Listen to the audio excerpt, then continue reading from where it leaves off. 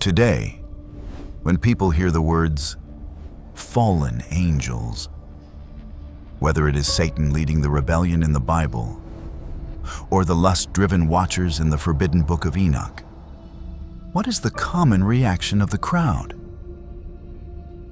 Most of them will not believe.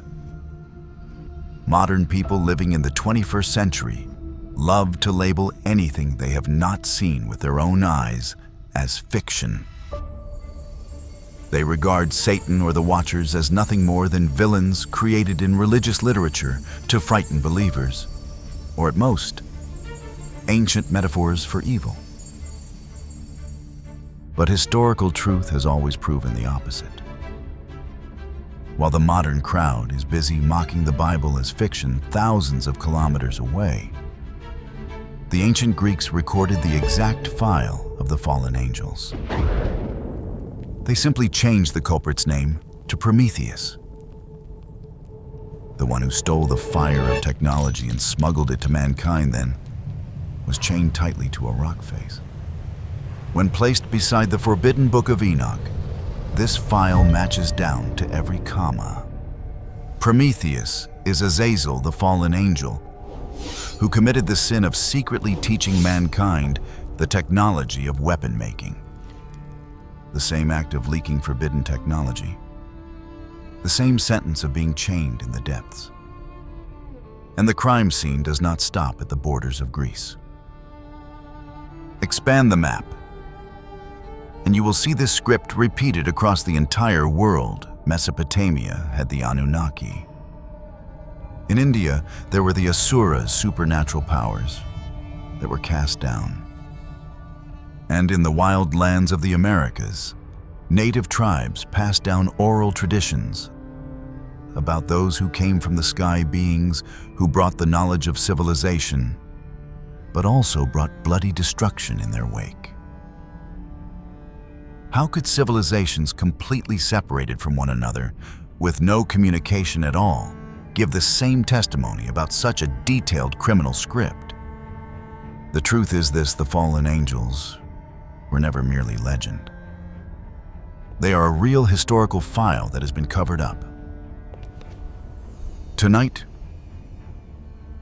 we will break the seal of the ancient world and expose the true identity of those who have always called themselves gods on Mount Olympus.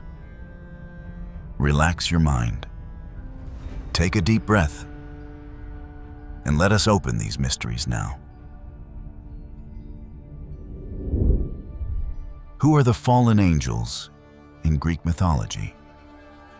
Before we search for the traces of the fallen angels on Mount Olympus, we must clear away one enormous illusion of this age. Today, Western media has turned Greek mythology into an entertainment industry. People use the name Zeus for pets' brand names and blockbuster films. Even his story has been distorted and embroidered into controversial tales of romance and desire. And not only Zeus, many other Greek gods have also been turned by modern media into entertainment figures. They are portrayed as greedy, lustful, jealous, cruel, deceitful, power-hungry, and behaving more like fallen human beings than sacred entities. If you only look through the lens of popular culture today, you may think Greek mythology is nothing more than a long television drama filled with corrupt characters. But if you reopen the ancient historical files, the truth is entirely different.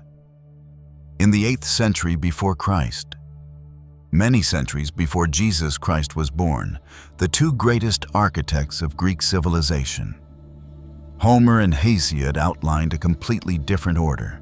The historian Herodotus once stated that these two men were the ones who shaped the appearance and character of the gods, especially Hesiod. In his work, Theogony, The Birth of the Gods, he told of the bloody war between the Olympian generation and the Titans. But more importantly, in Works and Days, Hesiod described Zeus not as a lustful womanizer, but as the supreme judge of justice and social morality. In that primordial age, Zeus was deeply just. When human beings lived kindly and uprightly, he would grant that land prosperity, abundant harvests, and well-fed families. But when human beings lived by violence and evil, Zeus would mark them. Hesiod gave a chilling warning. There were times when, because of the wrongdoing of one ruler, Zeus would make an entire city pay the price. He would send down famine plague that ravaged the body, the end of fertility, the crushing of city walls, and the sinking of all their ships into the depths of the sea. Of course, we must be fair in theological terms. Even though Zeus appeared as an embodiment of justice in the eyes of the ancients, he was still worlds apart from the God of the Bible. The Creator in the Bible is one absolutely holy above all creation and never limited by space or base desire. Zeus, however powerful he may be, still belongs to a polytheistic system. He has a genealogy and origin and had to struggle bitterly for power. Furthermore, unlike the Bible, which is a unified system of doctrine, Greek mythology is a vast and fragmented archive of legends. Ancient Greece was a collection of many city-states. Each place had its own rituals, its own way of telling stories, and its own patron deity. A detail passed down by oral tradition could be shaped, distorted, and filled with desire after hundreds of years by poets and stage playwrights. Therefore, when we reopen this file, we must be extremely alert in order to separate the layers, which stories were distorted by folklore and which layer belongs to the most ancient historical remains where supernatural powers truly descended to the earth and established order. And when we do that, the traces of the fallen angels begin to appear. First, from the truthful perspective of the Bible, the nature of angels is very different from our imagination. They are not gods. In essence, they are a supernatural army, a spiritual military system created by the Creator for one single purpose: to serve and carry out His commands. To govern the universe, this army is divided into an extremely strict hierarchy of power from top to bottom. Holding the highest position, standing closest to the Most High, are the royal guard-like forces, such as the seraphim and the cherubim. They carry such terrifying and radiant power that mortal human beings cannot look directly upon them. Their core duty is to stand before and protect the throne. The ones holding real authority for external action are the archangels, or, in other words, the military commanders.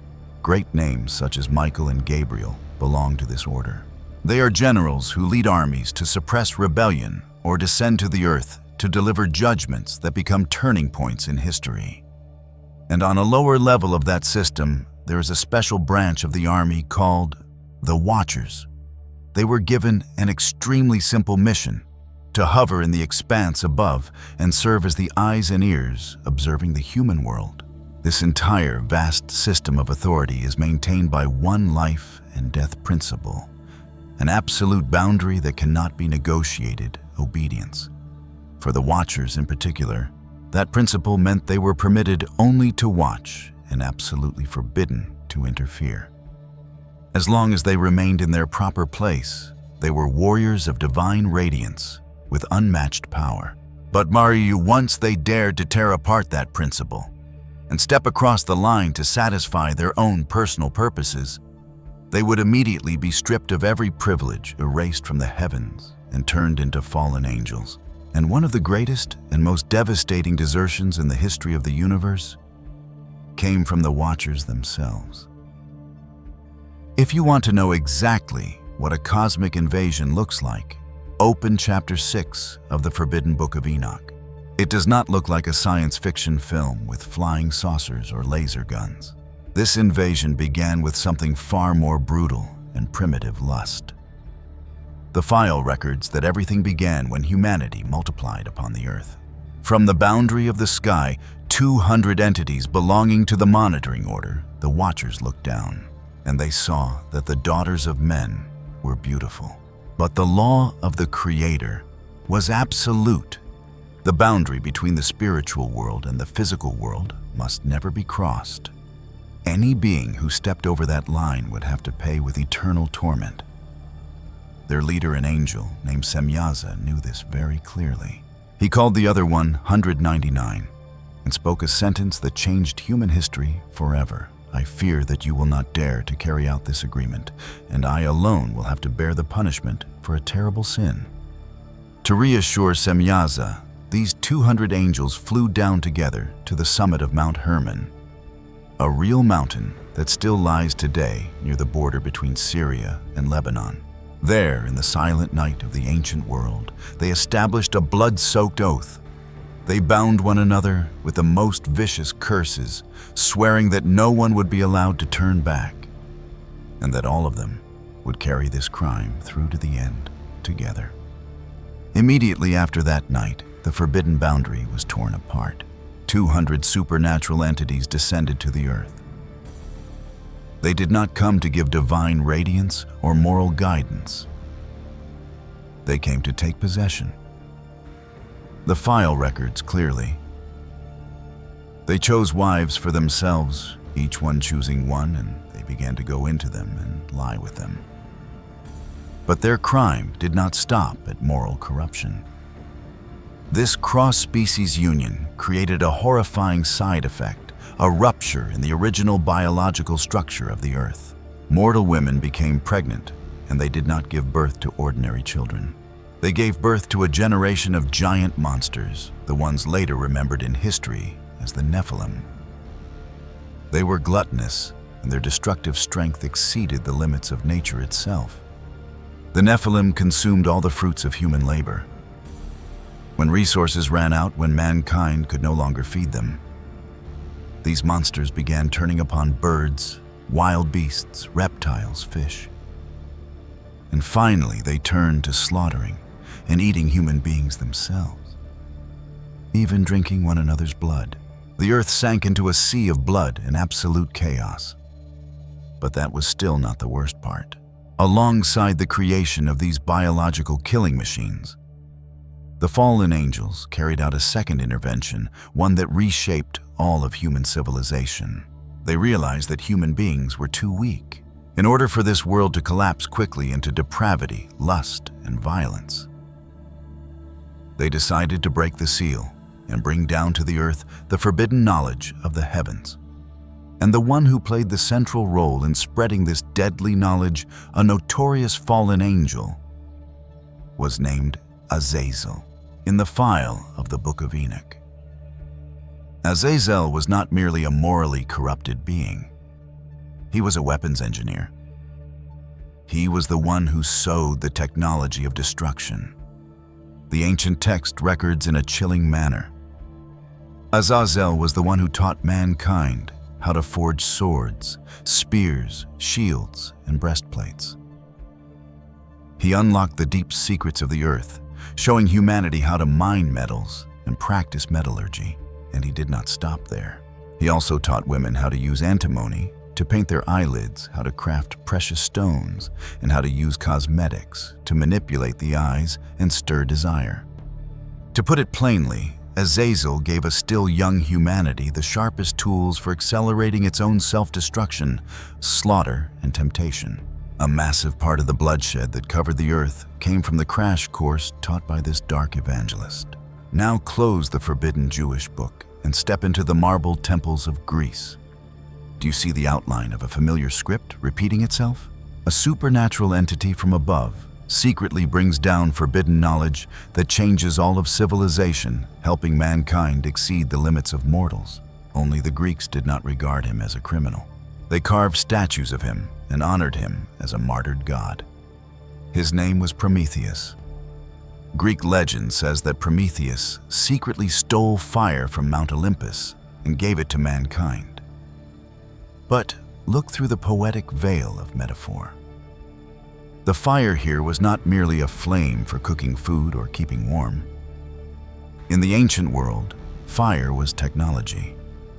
Fire was the forge. Fire was metallurgy, the root from which swords, spears, and weapons of war were cast exactly down to the smallest detail of what Azazel had taught. Two names, two entirely separate cultures. Yet they share the same act of interference and the exact same criminal file. And the goosebump level match does not stop at the charge. It lies in the sentence. The Creator never turns a blind eye when the order of the universe is torn apart. The Book of Enoch records the brutal sentence given to Azazel, the Most High, ordered the archangel Raphael to bind Azazel hand and foot and cast him into a dark abyss in the wilderness of Dudail. Jagged, sharp stones were thrown down upon him to crush him, imprisoning him in eternal darkness until the day of the final judgment. Now look back at the punishment Zeus gave Prometheus. For the crime of stealing fire, how was Prometheus punished? He was not immediately deprived of life. He was captured and taken to a desolate, dark mountain peak in the Caucasus. There he was chained tightly to a sharp rock face, unable to move, forced to endure a horrifying and painful torment again and again, day after day, month after month. The same charge leaking forbidden knowledge. The same method transferring metallurgy and weapons technology. The same sentence being chained to a desolate, dark rock face. This near-absolute precision destroys every argument about random coincidence in ancient literature. Mythologists may use the phrase collective memory to explain it. But in criminal investigation, when two independent witness statements match each other, down to every comma and period, that is evidence of truth. Prometheus was not a fictional god woven out of the imagination of the Greeks. He was a fragment of historical memory. Prometheus was in essence the name the Greeks placed upon the demon Azazel, transforming a cosmic criminal into a great benefactor of Western civilization.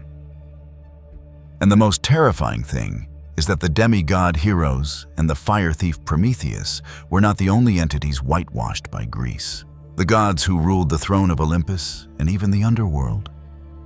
They too were hiding a truth no less horrifying in a place the Bible calls the abyss and the Greeks called Tartarus. Anyone who has read the Bible knows that after committing their terrible sin, the fallen angels were cast into a dark abyss to await the day of the final judgment. In modern translations, we often see that place referred to generally as hell. But there is a shocking detail that scholars often deliberately gloss over. When the Apostle Peter wrote his second letter in the New Testament, 2 Peter, chapter 2, verse 4, the original text was written in Greek.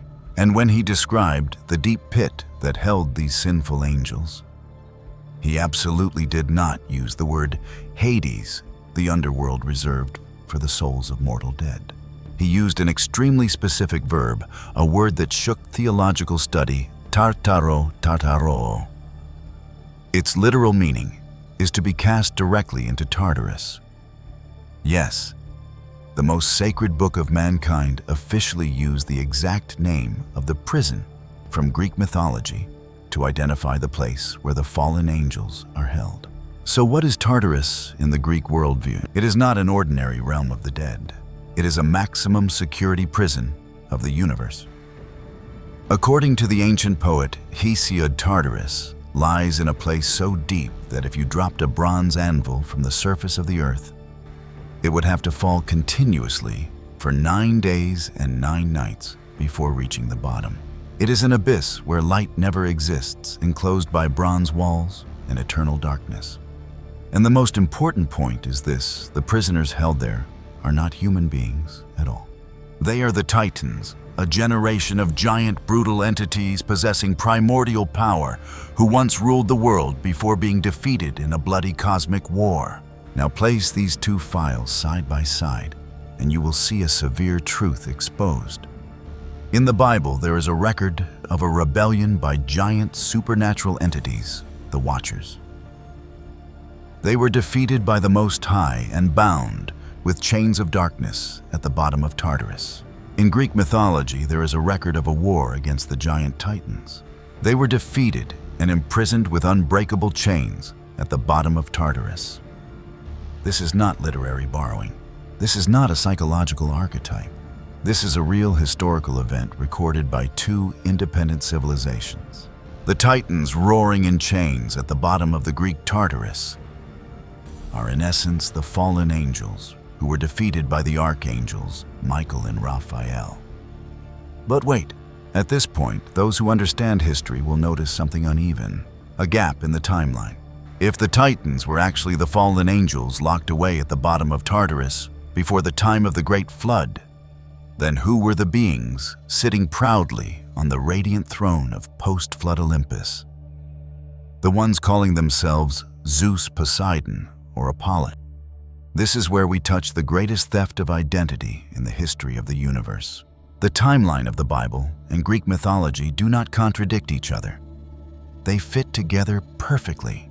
The Bible and the Book of Enoch make it clear when the Great Flood came, the violent waters could only drown and sweep away the physical bodies of the giant monsters known as the Nephilim. But because they were hybrids carrying half the bloodline of angels, their spirits were not destroyed. When their bodies died, these unclean spirits remained upon the earth, becoming invisible wandering demons. Together with other dark powers in the heavenly places, which the Bible calls principalities, these beings began a campaign to manipulate the post-flood world. They realized that brute force had failed. To rule mankind, they needed a new disguise, a global campaign of brainwashing. And so these spiritual entities clothed themselves in beautiful names, such as Zeus, Hera, Apollo, and Athena. To prove that they were worthy of being worshipped as supreme gods, they even stole the copyright of history itself. They rewrote the chronicles, seized the victories of the archangels, and then proclaimed to mankind, "We were the ones who defeated those brutal titans. Bow down and worship us." And ancient people believed it. The radiant peak of Olympus was never truly the dwelling place of the Creator. It was the headquarters of a spiritual political system designed to manipulate mankind. They deceived, built perfect temples of marble, and demanded that human beings offer blood and surrender their desires in exchange for illusory power. The Greeks, instead of recognizing the truth, unknowingly turned their entire brilliant civilization into a massive machine, built only to supply worship to the darkest deceptive entities in the universe. We already know the fate of the fathers, the watchers who were chained at the bottom of Tartarus under the name Titans. But what about the corrupted seeds they scattered upon the earth? The file of the Book of Enoch records that cross-species union gave birth to a race of monsters called the Nephilim. Many people today often use the word Titan as a general term for giant beings. But if you dissect the file of Greek mythology through the eyes of an investigator, you will see that the Greeks separated this genetic code with extreme clarity. The Titans were the father generation, but the giant, brutal hybrid children carrying mixed blood. They were recorded in Greek history under another name, Gigantes, the origin of the modern word giant. And when you place the biological file of the Nephilim beside the Gigantes, the match does not stop at size. It matches all the way down to their origin. The Book of Enoch records that the sons of God from the sky united with the daughters of men on the earth and gave birth to the Nephilim. Now look at how Greek mythology describes the birth of the Gigantes. Legend says they were born when the drops of blood from the sky god Uranus fell down and united with Mother Earth Gaia. The sky united with the earth. Divine beings interfered with the mortal realm. No matter what linguistic covering it is encoded under, the genetic essence of both stories is identical. A cross-contamination between the spiritual world and the physical world. And what was the result of that contamination? The forbidden Book of Enoch describes a blood-soaked vision. The giant Nephilim carried a bottomless appetite. When resources ran out, they went mad, tore apart living things, and finally turned to slaughtering and eating human beings. The earth sank into extreme violence, a biological chaos that forced the Creator to send down the Great Flood to wash clean this entire corrupted genetic code. Once again, turn to Greece. Did their history record this chaos? Absolutely. The Greeks called it the Gigantomachy, the War of the Giants. In the epic poems, the Gigantes are described as beings as tall as mountains, carrying terrifying destructive power. They had no humanity.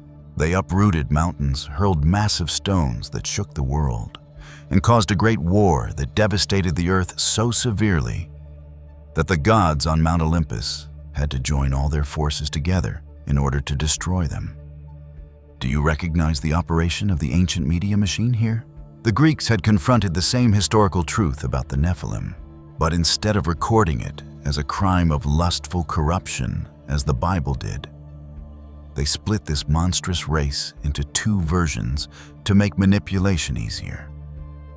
The useful hybrids, or the ones that could be controlled, were dressed in the clothing of demigods, such as Hercules or Achilles, carved into statues and honored. The ones whose corrupted genetic code was too severe, who were insane, bloodthirsty, and destructive to the world.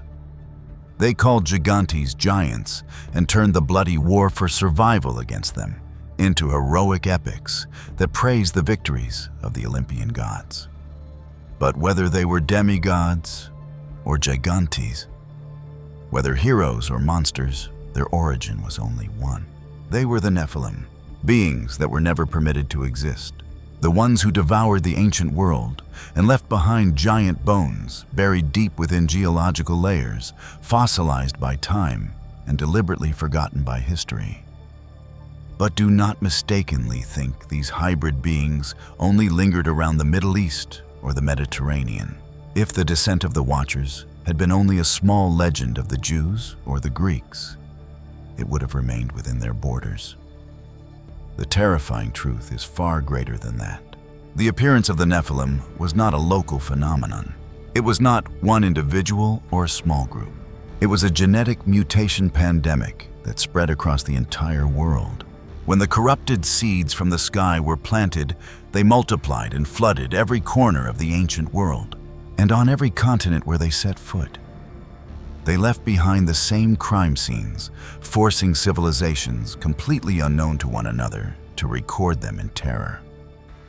Leave the Greek temples behind and go deep into the deserts of Mesopotamia. The clay tablets of the ancient Sumerians recorded the epic of Gilgamesh, a tyrant king who ruled Uruk. This file describes his biological structure, with a grotesque ratio, 2/3 god and 1/3 man. He possessed giant-size, unmatched strength and exploited human resources to such a degree that the gods had to intervene. Once again, it is the story of a hybrid child carrying strength beyond limits and brutality beyond control. Cross the ocean to the wild lands of the Americas, where Native American tribes lived completely isolated from the rest of the world. They did not know what the Bible was. They did not know who Zeus was. But the oral tradition of the Paiute tribe in Nevada tells of the Ka, a race of red-haired giants, extremely cruel and known for eating human beings. This nightmare was so real that mortal tribes had to unite, drive these giants into a cave, and set it on fire in order to survive. Travel north into the cold lands of Scandinavia, and the entire system of Norse mythology is built on an endless life-and-death war between the gods the Aesir and the race of Jotun, chaotic, bloodthirsty giants carrying world-destroying power. And if you go farther east, the Vedic texts of Hinduism also record the appearance of the Daityas and Rakshasas, giant, brutal beings who ate human flesh born from unions between spiritual sages, entities from the higher realm and mortal women. In criminal investigation, there is an unchanging rule. If you find crime scenes in completely different countries with no contact or exchange of information between them, but the victims all describe the exact same shape of the perpetrator, the same method of attack, and the same consequences left behind, then it is never collective imagination. It is the trace of a real invasion. The existence of the Nephilim was never a fairy tale meant to frighten children. They truly walked upon the earth. They swept across Mesopotamia, spread into Europe, reached the Americas and Asia. Every ancient civilization was shaken by the appearance of these man-eating machines, carrying half a spiritual bloodline. The Earth at that time was no different from a biological laboratory that had completely lost control. And that was the reason, the final straw that forced the Creator to send down a punishment of wide-scale destruction. A great flood was not only meant to punish moral decay. Its true purpose was to purify the entire ecosystem. The waters had to rise higher than even the greatest mountains to ensure that not a single corrupted genetic cell of the Nephilim could survive and continue infecting mankind. The brainwashing campaign and the deception of the gods. If you analyze this divine system from a logical perspective, you will immediately fall into a maze. Why is Athena sometimes a symbol of wisdom, yet at other times a cold-blooded killer? Why is the sun god sometimes Hyperion, sometimes Helios, and eventually assigned to Apollo? Do not try to find consistency, because that fragmentation was a deliberate weapon. Look at the timeline of history, and you will see how the moral source code of Greece was subtly replaced. In the 8th century before Christ, through the foundational writings of Homer and Hesiod, the Olympian gods still retained at least some shadow of order and justice. Zeus was still viewed as a judge who punished the wicked. But the evil spirits did not allow that purity to last for long. They began to interfere. By the 6th century, and especially the 5th century before Christ, the period known as the Golden Age of Athens, stage art drama, and mystery cults such as Orphism exploded. The entities behind the temples whispered into the ears of contemporary poets and playwrights such as Euripides, Aristophanes, and later Roman poets such as Ovid. The ancient artists and literary class quickly realized one thing: holiness was boring, while drama and scandal attracted the crowd. And so, through reckless freedom of invention, they turned Mount Olympus into a circus of desire. They competed with one another in writing and smearing the gods with the worst attributes of human nature. The supreme Zeus was turned into a womanizer, a lust-driven deceiver who tricked women among both mortals and goddesses. Aphrodite became a symbol of promiscuity. Ares became nothing more than a shallow, bloodthirsty butcher. Athena became jealous, petty, and cruel.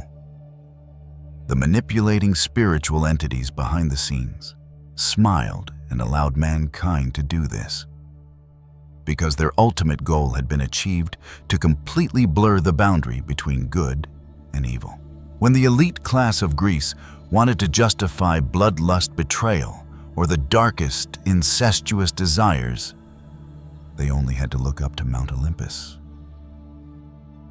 They told themselves, if the most powerful gods can deceive, kill, and live in moral corruption, then why should we mere mortals have to live morally? Corrupted mythology became the perfect shield for whitewashing sin. Violence was sanctified as battle glory. Cruelty was called authority. Even the ancient Olympic Games, which today we regard as a symbol of sports, were actually the first step in a shift of faith. Mankind began to stop worshiping the Creator and turned instead to the worship of matter muscle and the biological perfection of the self. A civilization never dies from spears coming from the outside if it has not already rotted from within. Ancient Greece may have reached a dazzling height, but a society built on pride, deception, and the excessive exaltation of the ego will sooner or later devour itself. Cunning was regarded as talent. Integrity was mocked as weakness. No demon needed to act directly. The Greeks themselves slaughtered one another in the bloody Peloponnesian Wars, draining the life out of their civilization and throwing open the gates for the Roman armies to enter and massacre. When the Greek host had been drained of its energy and collapsed, the evil spirits simply cast off the cloak named Zeus or Apollo and continued flying onward, searching for a new host. But the story does not stop with the fall of Greece. When we look back at these buried ruins, we are forced to face the most brutal cognitive deception that all modern humanity has fallen into. It is the way we define the word tradition. The modern crowd has an extremely dangerous psychological blind spot. We always assume that anything grand, ancient, and recorded for thousands of years must be the essence of tradition that deserves to be preserved and revered.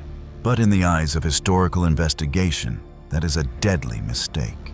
Because a lie, even if it is carved into stone and repeated for 5,000 years, remains a lie in its essence. Every civilization at its beginning is given by the Creator a pure and original moral source code, what we may call divinely transmitted culture or the original order. But the dark forces understand the life and death law of the universe very well. Every civilization must pass through 4 stages: formation, stability, degeneration, and destruction. Demons never attack during the stages of formation or stability, when human morality is still strong. They are patient, like parasites. They wait until the stage of degeneration, when mankind's ego expands, when theater art and personal desire rise to the throne, exactly like the way they incited the Greek playwrights of the 5th century before Christ. And that is when they begin to intervene and modify the source code. They inject lust, jealousy, and violence into the very stories of the gods. Divine beings, once guardians of justice, were distorted into figures drowning in pleasure. And the inevitable consequence is this: when cultural decay reaches its limit, about the stage of destruction arrives and erases that entire civilization. But this is the most perfect trap, the most chilling part of their conspiracy. When a civilization is destroyed, what disappears are the people and the institutions. But what survives? Nude stone statues, temple ruins, and mythological texts that have already been mutated to the extreme. Thousands of years later, when our new civilization rises, we take up shovels and begin digging through the ruins. We find ancient stories filled with incest and violence. Then, with blind worship toward time itself, we look at their age of thousands of years and kneel before them with reverence. We mechanically carry that very decay into textbooks, call it cultural heritage, call it the tradition of mankind, and praise their corruption under the name of art. The evil spirits do not even need to spend effort brainwashing the modern world. We human beings are voluntarily glorifying the rot of the past for one foolish reason: because it is ancient. This mistaken worship is the premise that leads humanity today into an extremely dangerous repeating pattern. It blinds our awareness and makes us willing to accept unnatural and immoral behavior through a single excuse: the ancients did it too. Carve this harsh truth into your heart. Tradition is never measured by the age of time. Tradition is defined only by its legitimacy from the original essence of the Creator. Even if a truth is spoken for the first time today and has no historical age, it is still the truth.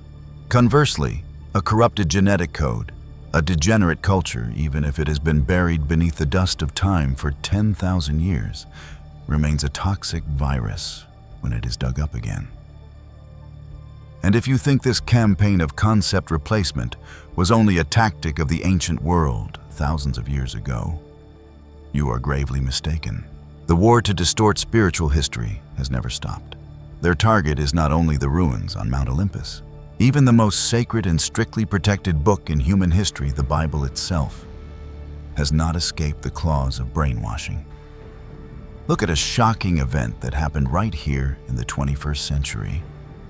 A chilling example of how ruling powers can bend the pen in order to reshape the ideology of an entire generation.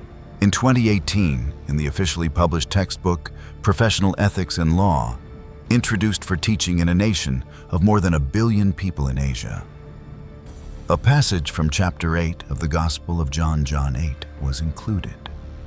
Anyone who has ever read the Bible knows this classic story: a woman caught in adultery was dragged by an angry crowd before Jesus, so they could demand that she be stoned to death according to the law. Instead of joining the bloodthirsty crowd, he calmly spoke one sentence that reshaped the entire moral foundation of humanity. Let him who is without sin among you be the first to throw a stone at her." The crowd was ashamed, and from the oldest to the youngest, they quietly walked away. When only the two of them remained, Jesus spoke words of pardon. "Neither do I condemn you. Go, and from now on, sin no more." That is one of the greatest symbols of mercy and redemption. And yet look at how that officially printed textbook rewrote this story. It wrote that after the crowd left, Jesus himself picked up a stone and beat the woman to death. Along with that, they inserted a line into his mouth, "I too am a sinner." But if the law could only be carried out by those without fault, then the law would die. The concluding question of the lesson was, through this story, how do you understand the law? Do you recognize the tactic here? They turned the symbol of holiness and compassion into a cold-blooded killer. They used the very image of the Savior to indoctrinate students with the idea that the harshness of law and the power of the state stand above divine compassion and forgiveness. The news later shook the world, forcing the publisher to recall the book. But try to imagine the cruelty of it. Textbooks are the ultimate tool for shaping consciousness.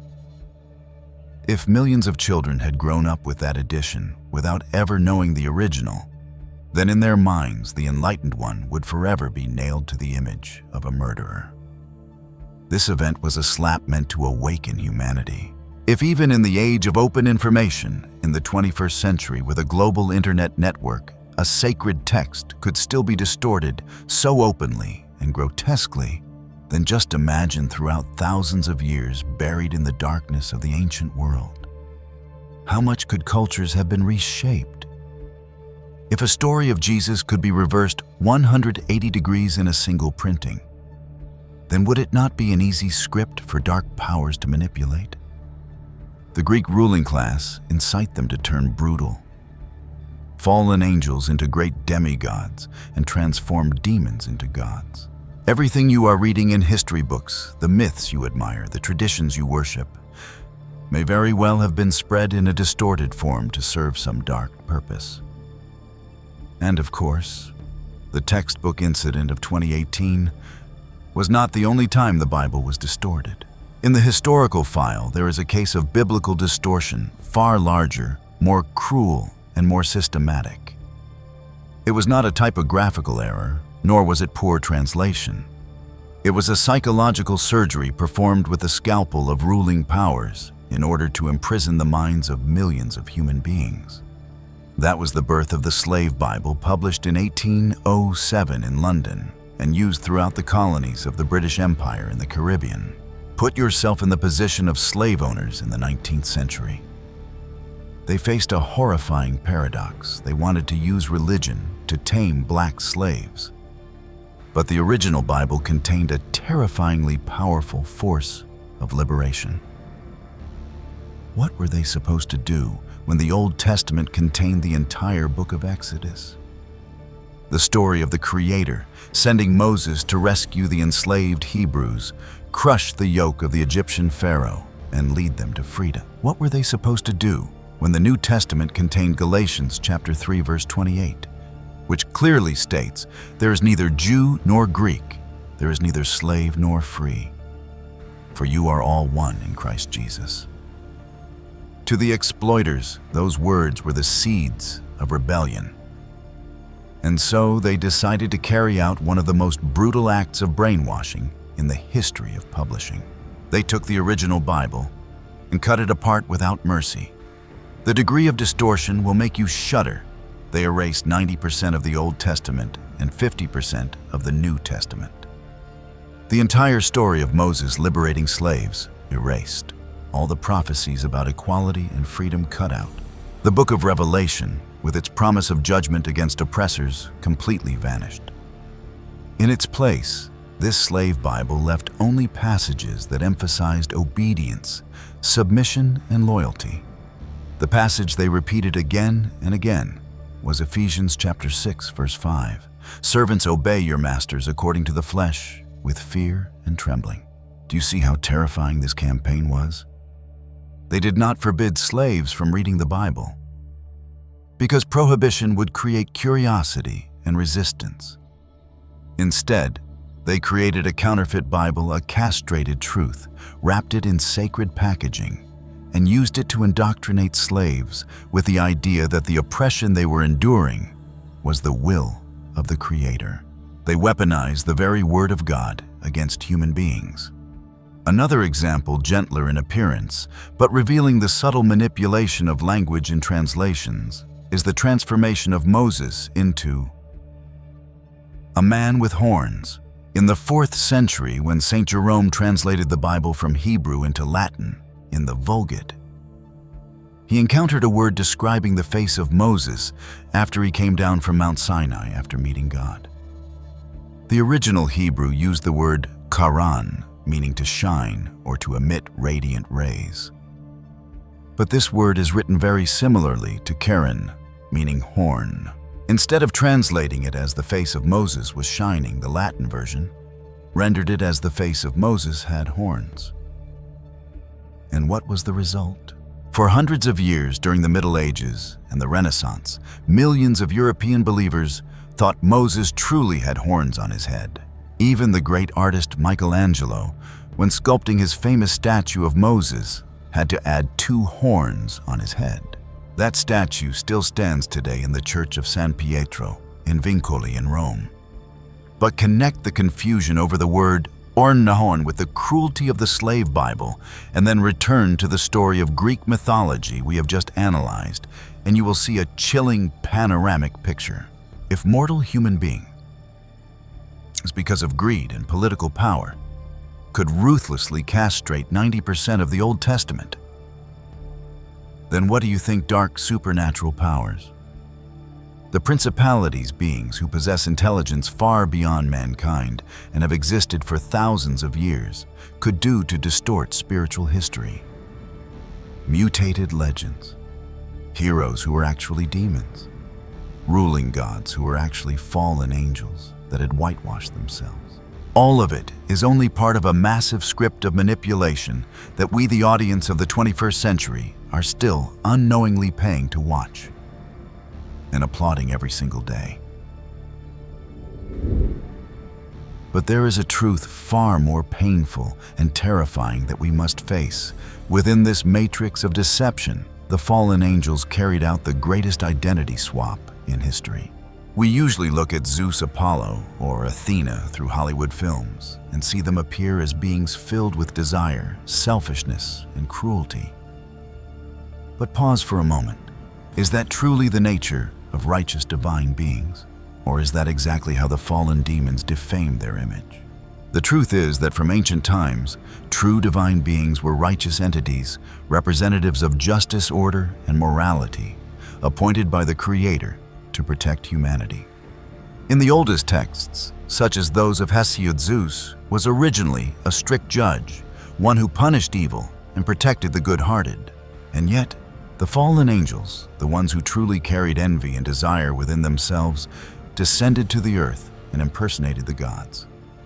They committed terrible acts under the names of the gods, then left behind distorted stories for later generations. And what was the result? Humanity today turns around and slanders righteous divine beings, regarding them as wicked figures, while unknowingly worshiping and idolizing the very fallen demons who hide behind the masks of heroes or bringers of knowledge. We are living in an upside-down world where the perpetrators are given statues, while righteous entities are turned into villains in entertainment stories.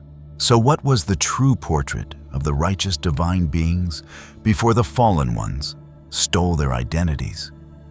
And how did the demons replace our faith for thousands of years? Join me as we search again for the buried values to restore reverence to what belongs to the sacred, and expose the true face of the fallen ones hiding behind noble names. The mystery of Zeus and his mission to defeat the giants of chaos. Before Zeus appeared, the world lay under the rule of Cronus and the Titans. Do not let the word God deceive you. In the original texts, Cronus represents primordial chaos and unlimited tyranny. He is the mirror image of the earliest fallen angels' entities, possessing boundless power, yet whose souls had been completely corrupted by envy and ambition. The most horrifying act of Cronus was swallowing his own children the moment they were born. This was not merely a metaphor. It represented the willingness of the fallen ones to destroy all life, every seed of order and divine radiance, in order to maintain their absolute power over the earth. The world at that time was a massive concentration camp, where human beings were treated like grass dragged into meaningless wars and poisoned by forbidden knowledge. In the middle of that dark setting, Zeus was born. But what is troubling is that in a world where even children were swallowed by their own father, the appearance of Zeus was truly dangerous. His mother, Rhea, understood that words could not move an entity as corrupted as Cronus. She carried out one of the greatest deceptions in history. She handed Cronus a stone wrapped in swaddling clothes in place of the child. Immediately afterward, she secretly brought Zeus to a remote cave on Mount Ida on the island of Crete. This was a strategic location that allowed Zeus to survive safely and mature beyond the controlling eyes of the fallen ones. In a space completely isolated from the outside world, Zeus spent his years in the most intense physical and spiritual training. His nourishment came from the abundant milk of the divine goat Amalthea, and from the pure wild honeycombs clinging to the steep rock walls. These resources built Zeus a hardened body and a lasting endurance against every harsh condition of nature. Outside the cave entrance, the Curetes warriors established a solid and tireless defensive barrier. They performed powerful war dances while continuously striking their sharp spears against bronze shields, creating harsh metallic sounds that echoed throughout the mountains. These clashing metallic sounds formed a thick wall of noise, completely hiding Zeus's presence from the sensitive ears of Cronus and the fallen giants lurking nearby. Zeus grew used to the sound of weapons from the time he was still in the cradle, turning the hardness of metal and the will to fight into part of his very flesh and blood. As Zeus grew older, he increasingly revealed the power of a being with superior authority. He spent time observing the laws of nature, from the way lightning tore through the sky to the way order was maintained in the living world. Every day on Ida was a day in which he learned to observe the injustice of the world, to feel compassion for the suffering of humanity under the rule of the fallen ones. He did not only train physical strength, but also a soul that could not be corrupted. Zeus carried on his shoulders the mission of restoring the moral values that the giants had trampled underfoot. He represented strict judgment and absolute loyalty to the eternal laws of the universe. With each passing day, Zeus gathered strength and wisdom, preparing himself for a large-scale total assault. His only goal was to overthrow tyrannical rule, cast the corrupted entities into the abyss, and re-establish an age of freedom and justice for all humanity. Titanomachy, the most brutal war in Greek mythology.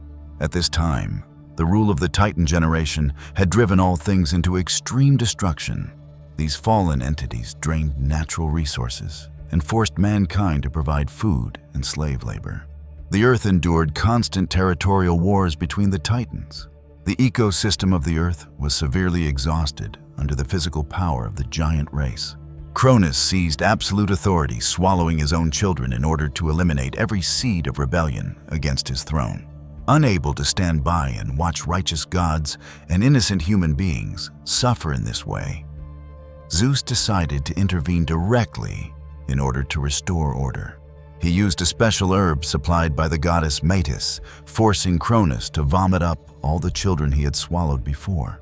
Hades, Poseidon, Hera, Demeter, and Hestia emerged in mature form and with their full strength. The 6 siblings quickly gathered into a unified military alliance. They carried the determination to destroy the fallen forces and liberate the Earth from tyrannical rule. Zeus clearly understood that the physical strength of the Titan faction was immense. He led his siblings deep into the Earth to search for allies. In the darkest place of imprisonment, Zeus shattered the bronze chains and freed the generation of Cyclopes and the hundred-handed giants, the Hecatontires. This rescue brought a tremendous weapons advantage to the righteous side. The Cyclopes forged instruments of war with the power to alter geology. Zeus received thunderbolts containing highly concentrated electromagnetic energy. Poseidon received the trident that could trigger earthquakes. Hades received the helmet of invisibility, allowing his body to blend completely into darkness.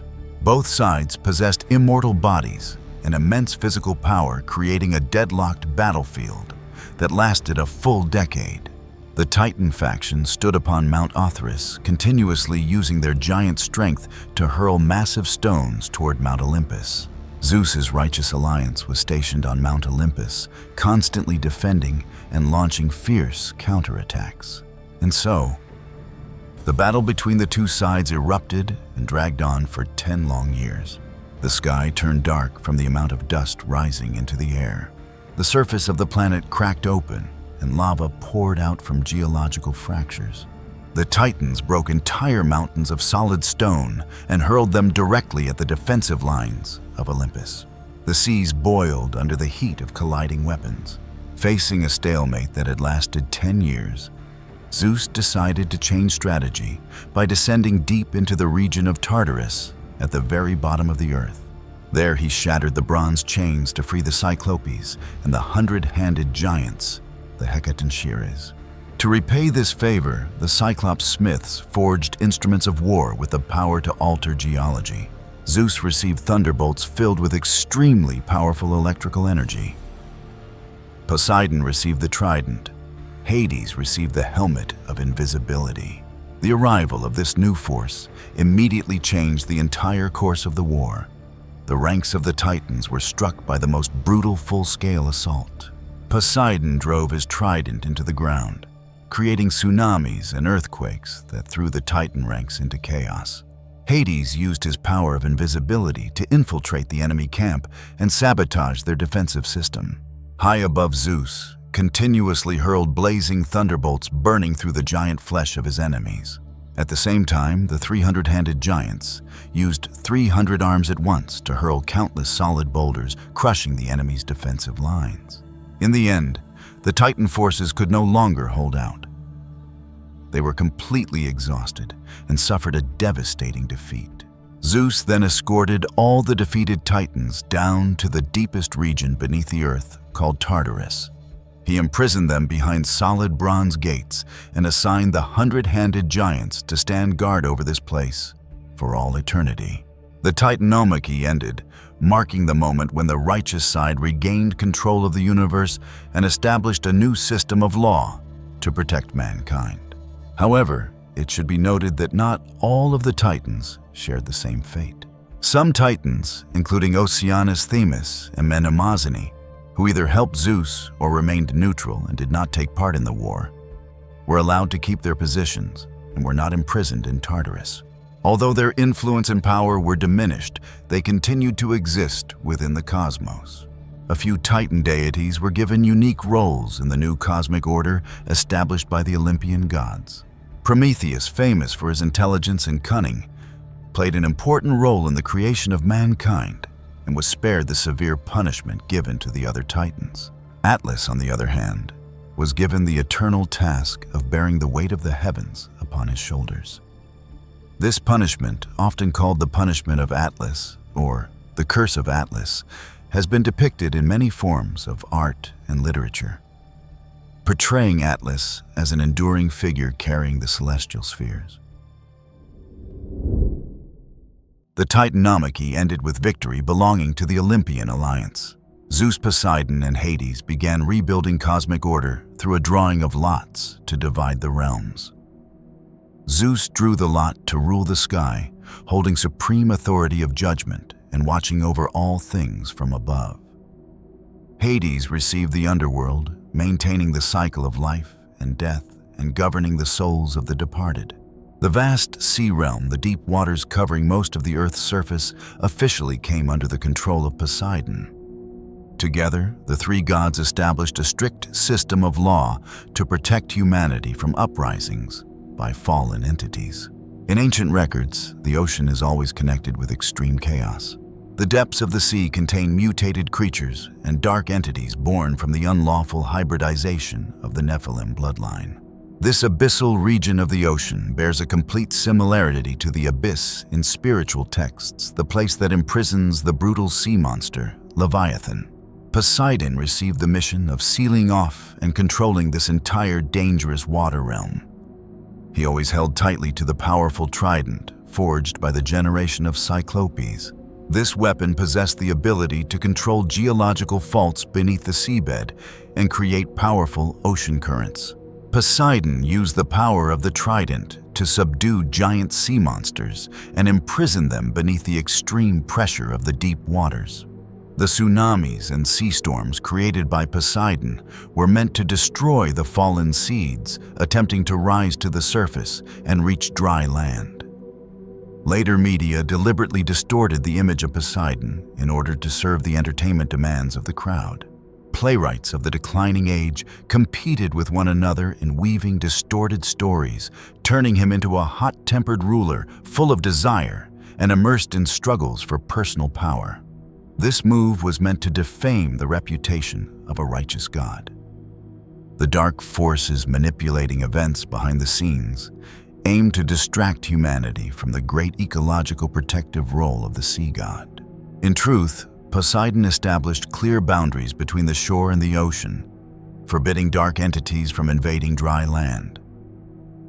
His forces served as a solid defensive line protecting coastal civilizations. Ancient fishermen always offered gifts to express deep gratitude toward the god who kept the seas peaceful. Poseidon's judgment fell directly upon those who plotted to destroy the natural order established by the Creator. He stood firm at the forward outpost, facing the most brutal creatures directly in order to maintain biological balance for the entire planet. Poseidon, god of the sea in Greek mythology. Before the rise of the Olympian generation, the earth and sky were under the absolute control of the Titan faction, led by Cronus. Cronus seized power through violence and always carried an extreme fear of losing his ruling position. An ancient prophecy declared that one of his own children would overthrow his rule. That fear turned Cronus into an utterly cruel entity. Each time his wife Rhea gave birth to a child, Cronus immediately seized the infant and sent it straight into his stomach. He used this brutal method to eliminate at the root every possible threat of resistance. On the day Poseidon was born, the future sea god suffered the same fate as his brothers and sisters. Cronus swallowed Poseidon at the very moment his body entered the world. Carrying an eternal divine nature within him, Poseidon's body remained perfectly alive inside the stomach of Cronus. That dark and narrow prison became the place where Poseidon, together with Hades, Hera, Demeter, and Hestia, survived. They underwent a process of physical and mental growth together inside the body of their enemy. This long endurance built within Poseidon a fierce anger and a powerful longing to reclaim freedom. This imprisonment ended when Zeus returned to carry out his mission of deliverance. Zeus used a special herb with extremely strong medicinal properties prepared by the goddess Metis. With skillful methods of approach, Zeus forced Cronus to swallow the full dose of this herb. Cronus's body immediately began to suffer violent spasms, forcing him to vomit out all the children he had swallowed before. Poseidon stepped out onto the earth in the form of a mature god, possessing superior physical power. To arm himself for the war to overthrow the Titan faction, Poseidon went straight down into Tartarus to rescue the generation of Cyclops blacksmiths. The Cyclopes repaid this favor by forging and presenting him with the great trident. This metal weapon possessed the ability to activate geological faults deep beneath the seabed and control the massive volumes of water across the planet. Poseidon gripped the trident firmly and stood beside Zeus as they entered the war to completely destroy the tyrannical Titan faction. After the drawing of lots to divide the realms, Poseidon officially took control of the entire ocean. The deep sea concealed deformed creatures born from the unlawful hybridization of the Nephilim bloodline. Poseidon received the mission of being lord over all the seas. Whenever the god drove his chariot across the surface of the waters, the waves parted on both sides to make way for him. With a radiant beauty like that of Zeus, Poseidon drove his chariot as swiftly as the wind over the vast open sea, surrounded by dolphins leaping in welcome, and schools of fish joyfully following after the divine chariot. But when Poseidon raised his terrible trident and struck the surface of the water, the white-crested waves of the sea rose up like mountains, and the ocean erupted into a terrifying storm. The waves crashed against the cliffs, shaking even the earth itself. But when the god pointed his trident toward the tops of the waves, they obediently calmed. The storm ceased to blow, and the sea became gentle again, clear and blue, like a vast mirror. Around Poseidon were many sea gods among them. Nereus, the father of Amphitrite, the old prophetic spirit of the sea, who was believed to know all the secrets of the future. He never lied or deceived. To both gods and mortals, he spoke only the truth. He was the father of the 50 sea nymphs, known as the Nereids. Among these Nereids was the famous Amphitrite, the wife of Poseidon. All the seas and the entire earth were encircled by the ancient ocean god Oceanus, who belonged to the generation of the Titans and possessed upright and noble qualities like Zeus. He lived in the far west, at the very edge of the world, and had no concern for the affairs of the earth. Oceanus had 3,000 sons, all of them gods of rivers and streams, and 3,000 daughters. Through their life-giving waters, the children of the great Oceanus brought joy and happiness to mankind. They gave the whole earth an overflowing current of life. But after the gods of Mount Olympus rose to power and took over the rule of the world from the Titans, Oceanus too came under the authority of Poseidon, the elder brother of mighty Zeus. Especially, there is one truth that even longtime researchers may not know in the course of governing the ocean. Poseidon chose a vast island in the middle of the sea to establish a model kingdom called Atlantis. The Kingdom of Atlantis, the age of super technology and the wrath of Poseidon. The legend of Atlantis was not a product of folk imagination, but originated from some of the most serious scholarly records of the ancient world. The two texts, Critias and Timaeus, written by the philosopher Plato, who lived from 427 to 347 before Christ, are the starting point of the file on this kingdom. In Timaeus, Plato clearly identified the geographical location of this island. Opposite the Pillars of Heracles, the modern Strait of Gibraltar, there was a very large island. From there, one could travel to other smaller islands, and beyond those smaller islands lay a great continent surrounded by the ocean. That was the Kingdom of Atlantis. When Atlantis was gathering its military forces in preparation for war against Athens, the entire kingdom was suddenly struck by violent earthquakes and tsunamis. Within only 24 hours, this superpower completely collapsed and disappeared beneath the waves of the ocean. The formation of Atlantis was closely tied to the arrangement of Poseidon. After the division of power, the sea god chose this island and married an orphan maiden. They had 5 pairs of twin sons. Poseidon divided the island into 10 separate administrative regions and entrusted them to his 10 sons to govern. The eldest son, named Atlas, held supreme authority, and from his name, the kingdom came to be called Atlantis. The reality of Atlantis continued to be affirmed in the dialogue Critias. Critias, an outstanding student of Socrates, emphasized 3 times that this continent truly existed. The origin of the story can be traced backward through many generations, from Critias through his great-grandfather Dropides to the Greek poet Solon, who lived around 639 to 559 before Christ. During his journey to Egypt, Solon received this entire account from an elderly priest. The priest's record described a superpower located far out in the Atlantic Ocean, possessing a civilization that surpassed every limit of understanding in that age. The economy of Atlantis developed on the foundation of enormous quantities of minerals, especially gold and silver. The entire palace system was designed with an unprecedented level of luxury. City walls were plated with bands of gold and walls of silver, while the palace interiors were inlaid with pure gold. Urban architecture used materials of highly purified crystal and even diamonds in construction.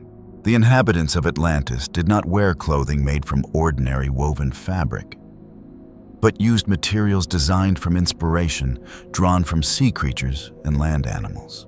The entire cultural system and material life were taught by divine beings based on the moral foundation of human beings. When the morality of the inhabitants reached a high standard, they could directly influence reality through willpower. Their naval forces possessed the ability to control nature easily, preserving their strength through every storm. In contrast, the ships of pirates would immediately capsize, even when the sea surface was completely calm.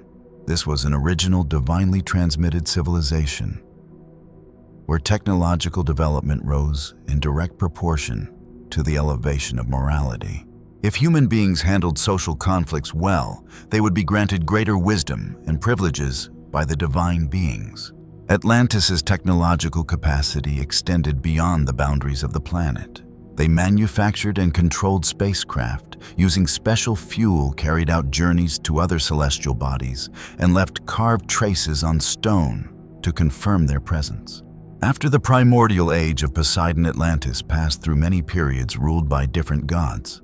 The golden peak of this civilization occurred more than 10,000 years ago under the guidance of Apollo.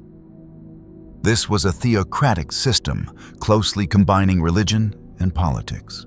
This period lasted through 20 generations of kings, and each king affirmed himself as a direct descendant of Apollo. Their core technology did not focus outward on matter, but directly studied the science of the human body and the principle of the unity of heaven and man, preserving the pure foundation of divinely transmitted culture. The inhabitants of this dynasty called themselves the Anai people, meaning the lineage of the gods, and used ancient Sanskrit. Their biological features carried characteristics similar to Western white people with platinum blonde or dark blonde hair. The men had strong physiques, and the women had dignified beauty resembling the appearance of modern Ukrainians or Belarusians. Their traditional clothing consisted mainly of white or golden robes. The urban structure was planned according to an ancient Western model, with magnificent gray stone palaces carved with intricate mythological stories. Their symbolic structures were block-shaped towers between 100 and 200 meters tall, serving the purposes of astronomical observation and religious ceremonies. The tops of the towers were places of cultivation for high-ranking spiritual practitioners. Other continents continually sent envoys to Atlantis to learn technology, while merchants sought after its handicrafts, fabrics, medicines, and special animal and plant species. However, these animals and plants would lose their extraordinary size and traits in later generations after being taken away from the soil and divine blessing of Atlantis.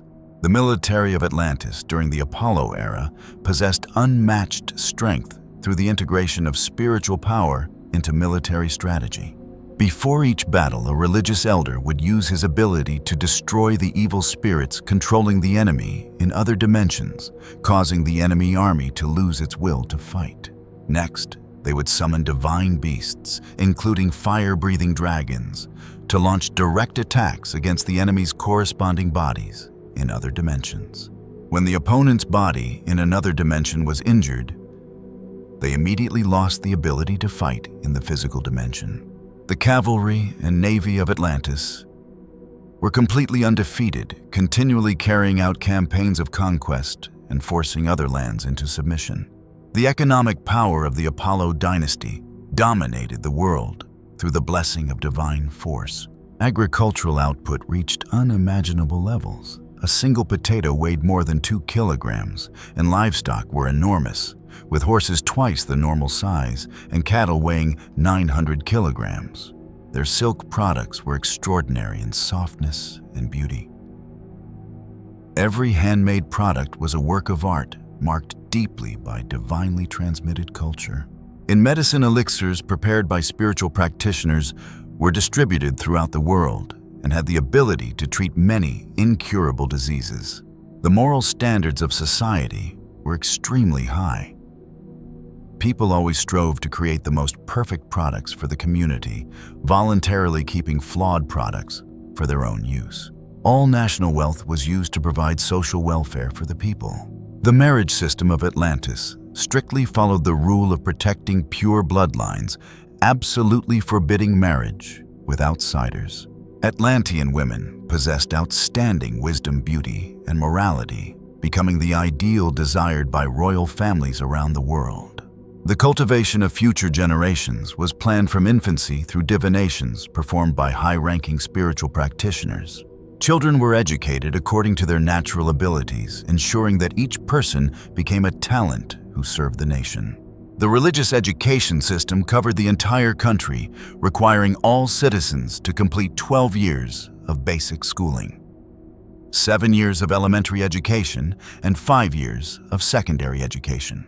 Religious university education focused on teaching ancient classics, the language of the heavenly realm, and advanced cultivation methods. Spiritual practitioners who graduated from this university possessed the energy to unlock spiritual powers and became messengers who protected truth. Ordinary people who deliberately abused spiritual power would immediately have their vitality drained and die within 7 days. Every cycle of civilization has an endpoint. The prosperity of the Apollo dynasty gradually entered a period of decline. The religious elite began interfering in politics, pursuing fame and material gain, and corrupting the core meaning of religion. The collapse of the religious foundation led to the moral corruption of the whole society. The inhabitants of Atlantis sank into envy, willing to carry out cruel acts to satisfy personal greed. They became deluded by the strength of their own technology, believing they held power higher than the gods, and carried out brutal campaigns of invasion across the world. This arrogance triggered a direct sentence of purification from the Creator. At noon one day, tsunamis more than 100 meters high appeared at the same time as deep geological fractures beneath the ocean.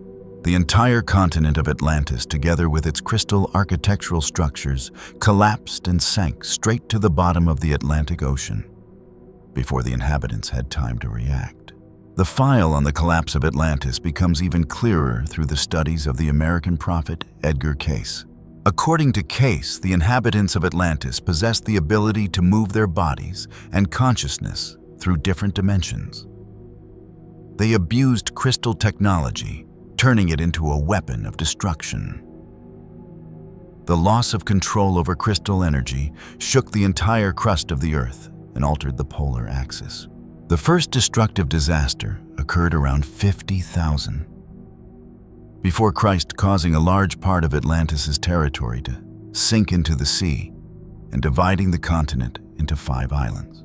The second disaster occurred around 20,000 before Christ, with a series of volcanic eruptions and earthquakes that reduced Atlantis to only 3 islands. The final great purification occurred in 17,000 before Christ, sinking the largest island, Poseidon, to the bottom of the ocean. Researchers have confirmed that Cayce had never had access to Plato's texts, yet his descriptions match completely with the account of the ancient Egyptian priest. Cayce also gave a prophecy that the ruins of Atlantis would be discovered by humanity in 1968.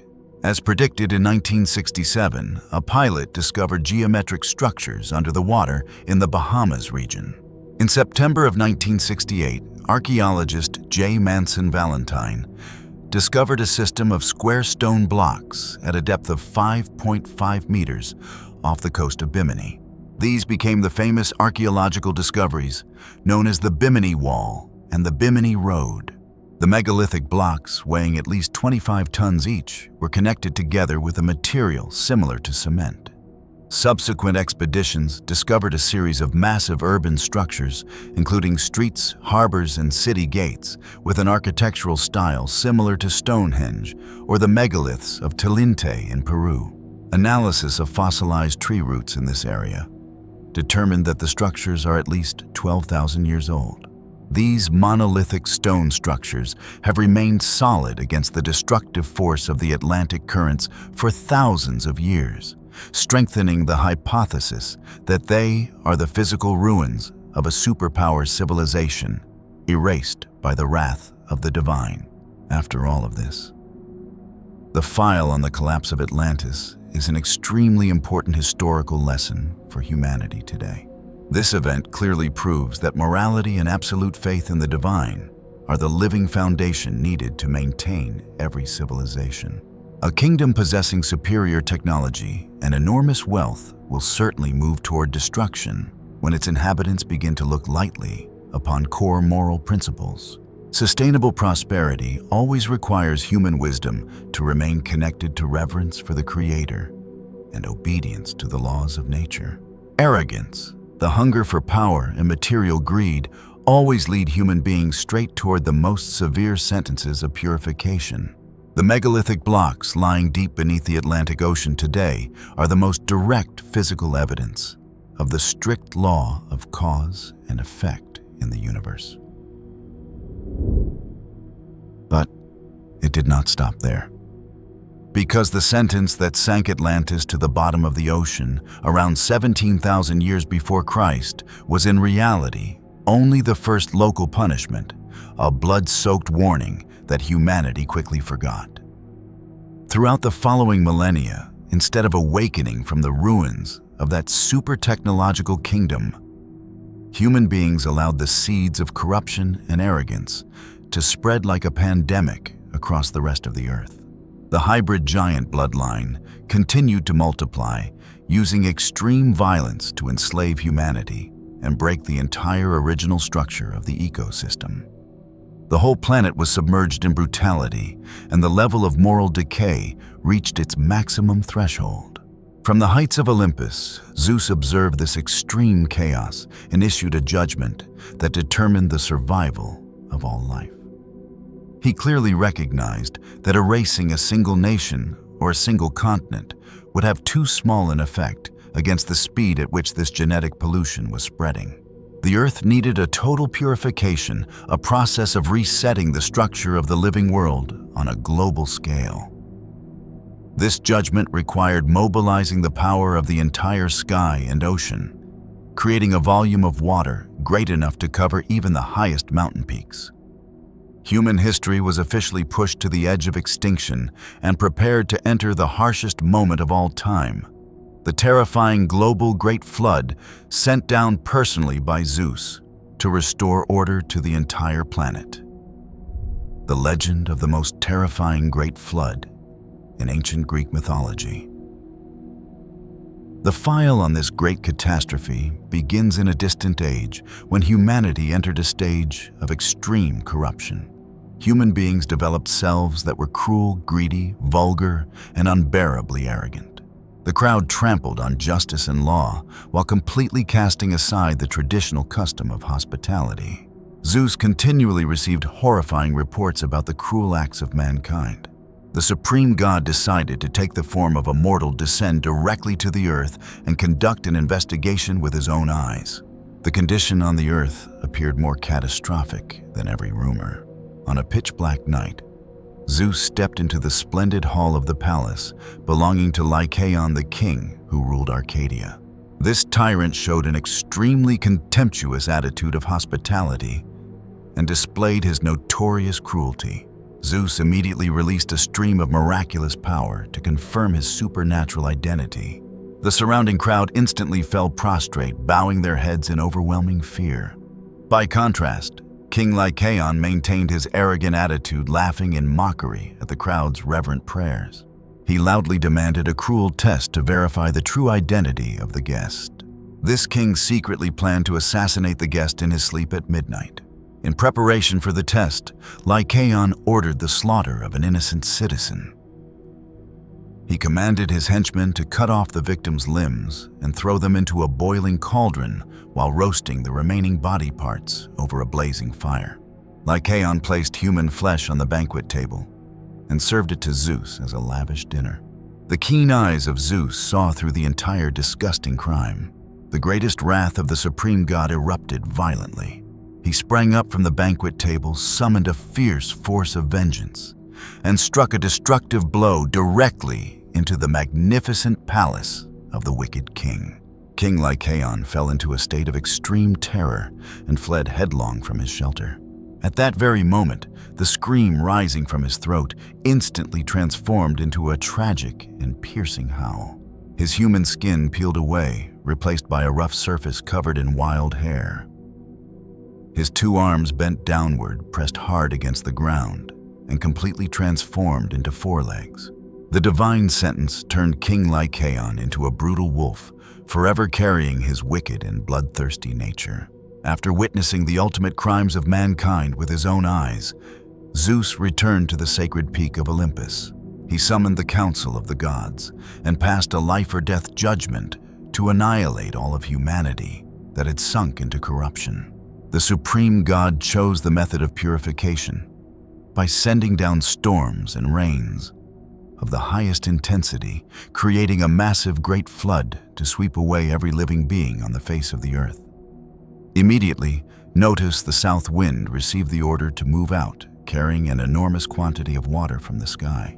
This supernatural entity beat his soaking wet wings and charged straight down toward the surface of the earth. The terrifying face of the south wind was covered in pitch-black darkness, combined with a massive beard, heavy with vast amounts of water. Waterfalls poured violently from the god's white hair. Thick mist covered his forehead, and surging waters burst from his mighty chest. The south wind flew up through the 9 layers of the sky, using his enormous hands to seize giant banks of cloud and crush them. Immediately, thunder exploded throughout the sky, and a massive quantity of rain poured down like enormous waterfalls. Storms tore apart every fertile field of crops. All the hopes and the labor of an entire year for the farmers turned into waterlogged ruins. At the same time, Poseidon, god of the sea, summoned every river on the planet and issued the most extreme battle command. All of you must activate the fiercest waves, swallow every house, and tear apart every system of dikes. The currents immediately obeyed the sea god's command.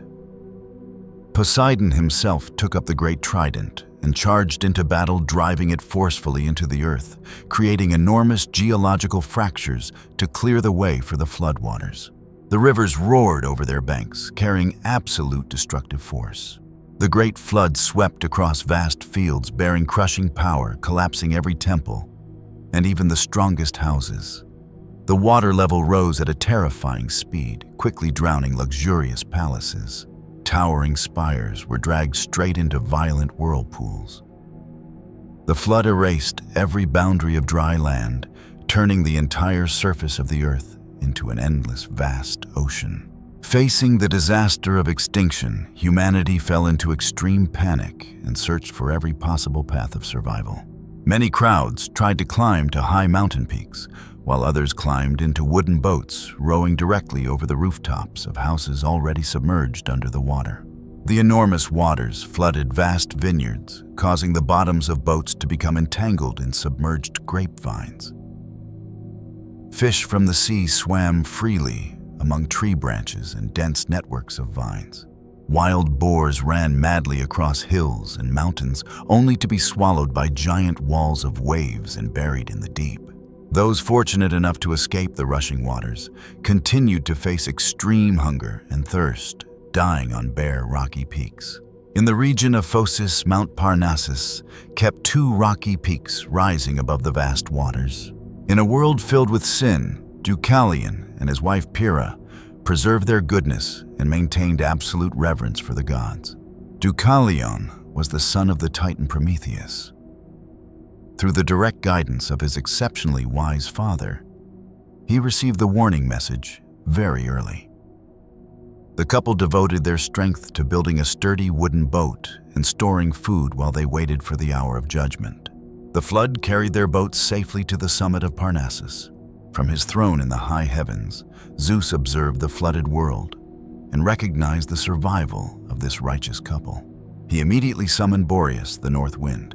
The freezing wind of Boreas blew away all the dark clouds and thick fog, returning the sky to a bright clarity filled with sunlight. Receiving the signal from the supreme god Poseidon, withdrew all the raging waves. The enormous mass of water quickly retreated behind strong embankments, returning the rivers to their original channels. Majestic mountains and flat fields reappeared, restoring the original face of the planet. The survival of this holy couple became the core foundation for beginning and multiplying a completely new generation of humanity.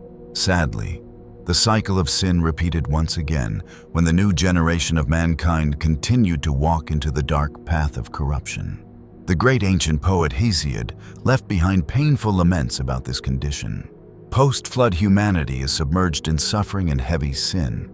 They carry anxiety and trouble day and night, completely losing their state of peace. The gods continually send down harsh trials, and the greatest tragedy comes from humanity's own self-destruction. Blood relationships fracture severely. Father and son turn into bitter enemies. The guest steals the peace of the host, and friends become cruel enemies. The human world is filled with hatred. Brotherly affection fades, giving way to deception and narrow selfishness. Silver-haired parents endure cruel abuse and bitter rejection from their own children. O ungrateful mankind, you cast aside the existence of divine judgments and trample upon the great care given to you by your parents. Everywhere those who possess strength use violence to seize rule. Liars run rampant, making sinister plans to utterly destroy the cities and villages of their opponents. Those who maintain integrity, goodness, and fairness suffer the fate of being crushed beneath the heels of evil. Meanwhile, deceivers rise to the peak of glory and enjoy extreme wealth. They seize every basic human right and break every boundary of moral restraint. The wicked use lies and slander to humiliate the gentle, turning defamation into a weapon of war. These acts of decay are the root cause that drives all humanity deep into an abyss of everlasting suffering. Below is the conclusion, now expanded with a comparative perspective on Noah's great flood.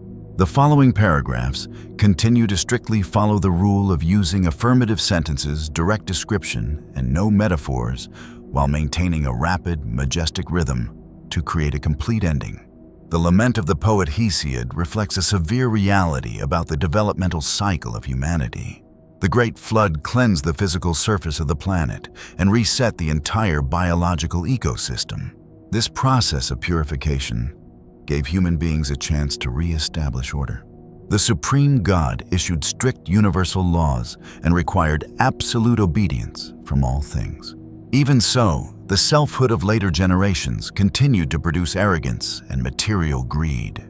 Human beings entered the cycle of corruption by their own choice, personally cast aside core moral values, and directly faced the brutal consequences they created for themselves. This great purification left a deep mark in the archives of many different civilizations. The record of the Great Flood, sent down by Zeus, bears an absolute similarity to ancient writings that recount the Great Flood of Noah. Both systems of documents confirm that the core cause of the catastrophe came from the moral corruption and extreme violence of humanity. The Creator issued a judgment to annihilate the entire physical living world with a massive volume of water covering the surface of the planet. The structure of the disaster maintains a close unity. The Supreme God chose one single family that had preserved goodness to receive the warning and build a wooden boat for survival. The great boat passed through the wrath of nature and came to rest on a sacred mountain peak. Whether Deucalion or Noah, each stepped out of the rescue vessel, built an altar of sacrifice, and began the work of founding a completely new generation of humanity. The overlap between independent civilizations provides a strong body of historical evidence. This development confirms that the Great Flood was a global-scale geological event that truly occurred. The great chain of events, stretching from the birth of Zeus to the universe-shaking Titanomachy, to the sentence that sank the super-city of Atlantis, and finally to the global Great Flood, conveys one clear and single message. Righteous divine beings are always present, exercising authority to watch over and judge every act of mankind. The megalithic blocks lying deep beneath the Atlantic Ocean and the layers of ocean sediment stretching across the highest mountain peaks are eternal physical evidence of divine punishments. The existence of humanity has always been tied to severe moral tests. The sustainable development of mankind must always move together with reverence for the divine and the complete preservation of goodness. Every attempt to challenge the power of the Creator and trample upon justice leads directly to self-destruction. The Great Flood and the collapse of Atlantis swept away the physical bodies of millions of corrupted beings upon the earth. After separating from their earthly shells, their souls immediately moved straight down into the deepest region of the planet. This enormous mass of sinful souls gathered together in an eternal place of imprisonment deep beneath the geological layers. Another legal system immediately activated to carry out strict judgment over every action mankind had committed during life. Absolute ruling power in this dark kingdom belonged to the god who held the balance of the cycle of life and death. Hades, lord of the Underworld. From the very moment he was born, Hades immediately faced the cruelty of his father. Cronus seized the newborn being and swallowed him straight into his stomach. Throughout a long period of imprisonment, the immortal body of Hades continued to survive and mature inside a cramped environment, completely absent of light. Unlike Poseidon's explosive anger, Hades directly absorbed the stillness of the night. This suffocating space forged within him a will of iron, a cold bearing, and an extreme capacity for patience. From that point on, the darkness gradually merged with him and became the core internal source of his power. Zeus launched the historic rescue, forcing Cronus to vomit up his brothers and sisters. Hades stepped out from the stomach of his enemy with a mature form and a burning will to fight. He immediately stood beside Zeus and descended straight into the deepest abyss of Tartarus to shatter the bronze chains of the Cyclops generation. Recognizing Hades' ability to control darkness, the Cyclops smiths forged and presented him with the helmet of invisibility, an object of supreme power. This physical tool possessed the ability to absorb and neutralize all light surrounding the wearer, completely erasing the body's presence. This equipment turned Hades into an invisible force that could not be detected. Throughout the 10 years of fierce fighting in the Titanomachy, Hades served as the greatest underground strategist of the Olympian alliance. While Zeus and Poseidon drew the enemy's attention with direct geological blows, Hades used the helmet of invisibility to infiltrate straight into the Titan headquarters on Mount Othrys. He disabled their defense system, broke the axes of their giant weapons, and spread extreme panic throughout the enemy ranks. The fatal attacks released from Hades' invisible space completely collapsed the will of the fallen ones to resist, creating the decisive advantage that allowed the righteous side to claim final victory. After the war ended, the three brothers carried out the ritual of drawing lots to divide the realms. Hades calmly received the lot governing the underworld. The entire dark region, deep beneath the geological layers of the planet, officially came under his authority and control. The mission of Hades was profound and demanded absolute fairness. He established a strict legal system in the underworld to handle the enormous mass of souls continually pouring in after major catastrophes on the surface of the earth. Hades personally supervised the trials of judgment, precisely measuring the degree of guilt of each individual. He issued sentences of exile to send the brutal ones down into the prison of Tartarus, while granting rest to the souls that had preserved goodness during life. Later, playwrights and media systems deliberately distorted the image of Hades. They attached to him the image of a sinister evil god, in order to create confusion and cover up the truth about the system of judgment after death. Reality proves that Hades is the most steadfast and pure god in maintaining the law of cause and effect in the universe. He refused to take part in time-wasting power struggles or chaotic relationships on Mount Olympus. Hades remained firmly attached to the throne of the underworld, directly guarding the bronze gate of Tartarus to prevent the escape of fallen entities. This god represents absolute justice, ensuring that every living being must pay the price for every wrongful act and maintaining the eternal balance of the cycle of life and death, including human beings. To help you picture it more clearly, the process by which a human being meets this god of the underworld after death is as follows. Deep beneath the gloomy earth lies the underworld kingdom of Hades. His kingdom is filled with darkness and terrifying scenes. There, the sunlight of the sun never reaches. The path down to the sorrowful kingdom of Hades is made of bottomless abysses. After human beings die, the god Hermes, also called Psychopompos, guides their souls through a dark and gloomy place called Erebus to reach the gate of the underworld. This underworld gate lies behind the terrifying garden of Persephone. There many black poplar trees and fruitless palms grow. Before the gate of the underworld stands a mastiff named Cerberus, also called the watchdog of the underworld, guarding the entrance so that no one can leave. This dog is a three-headed monster with a swarm of snakes coiled around his neck, hissing terribly. Cerberus is extremely fierce, allowing souls to pass through the gate, but never allowing them to go back out. The god Hermes guides the souls of the dead to the bank of the river Styx, also called Acheron, and there his task is complete. A gaunt old man with white hair, loose teeth, torn and dirty clothing, a cold and gloomy face, and a silent manner named Charon, waits on the riverbank with his boat to carry the souls onward into the dark kingdom of Hades. However, each soul crossing the river must pay him 1 silver coin an obol. No money means no crossing. That is his unchanging law. For this reason, many peoples had the custom of placing money in the mouth of the dead. Those mortals who, when leaving this world, had no relatives to perform the full burial rites, including placing a coin in the mouth of the dead, were truly unfortunate. That soul could not cross the river Acheron, and throughout its life after death had to stand on this side of the river, weeping over its miserable and bitter fate, wandering without shelter year after year. Only later would such souls be escorted across the river without payment and wait for the judgment of the underworld judges concerning their fate. There is also another river here called the river Cocytus, meaning lamentation. This river is formed from the tears of unfortunate souls in the underworld. Because of that, terrifying and sorrowful cries are often heard along the river. After crossing the river comes the dark field of the kingdom of Hades, covered with pale gray wild tulips. There the souls of the dead wander and drift.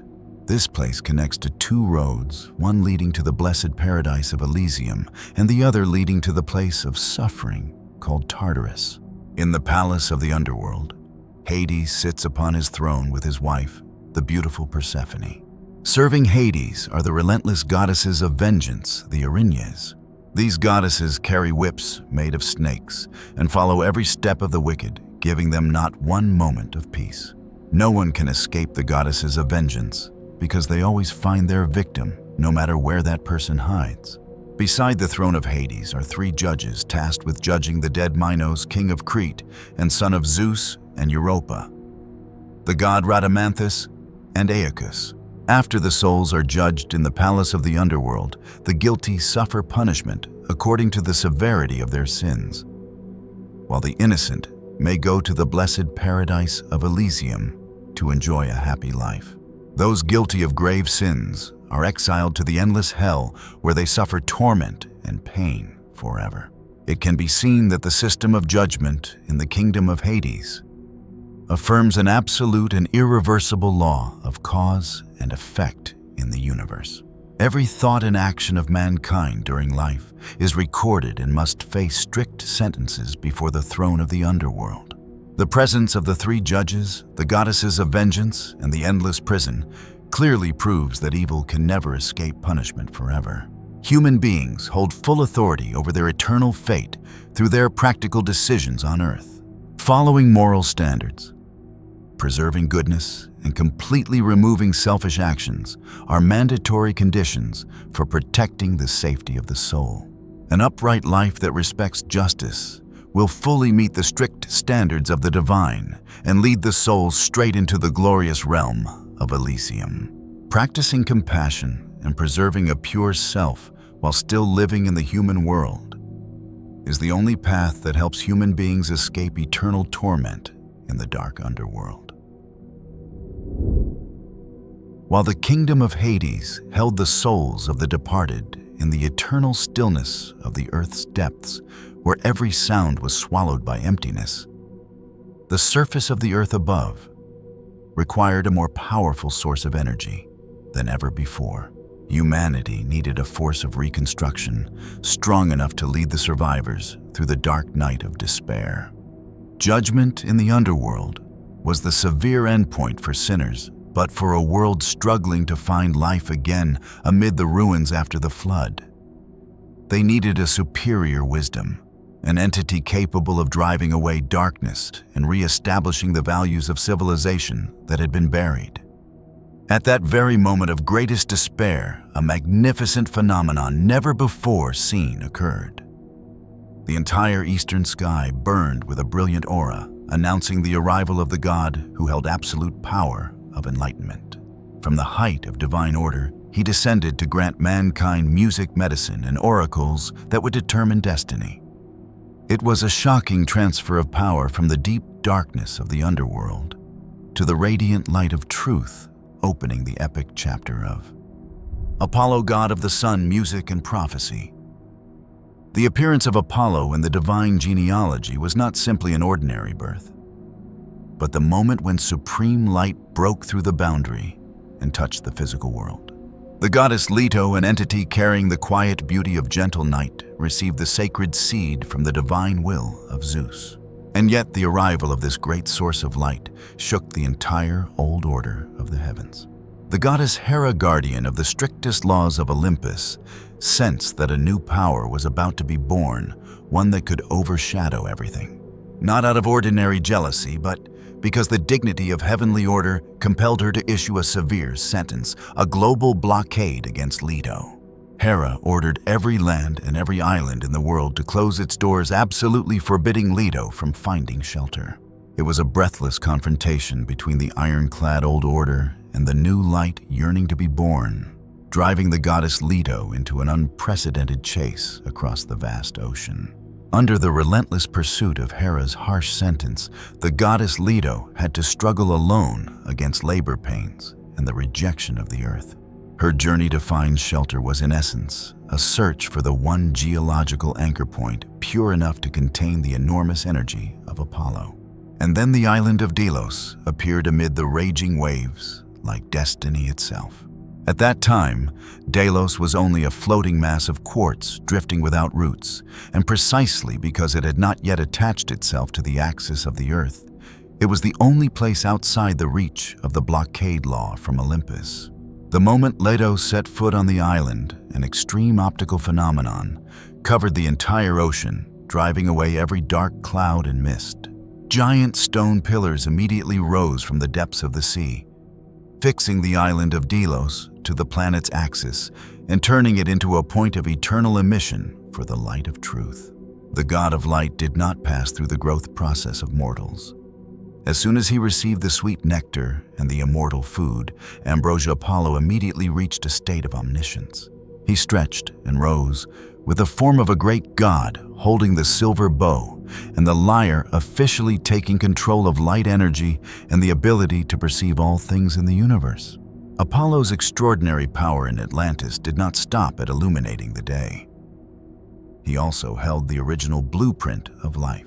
Imagine every form of matter in the world being seen by Apollo as musical notes and brilliant rays of light. When he plucked the divine lyre, the sound was not merely for enjoyment. It had the ability to control and command matter, helping to construct a magnificent kingdom far beyond the limits of human strength. The enormous crystal palaces and towering structures of Atlantis did not require builders or primitive machines, because as long as the spiritual practitioners chanted hymns at the correct frequency of Apollo, 1,000-ton gray stones would rise by themselves, bend with the music, and join together so precisely that they reached perfection. Alongside this great creative power, the authority of the sun god was also present through his unmatched radiant medicine.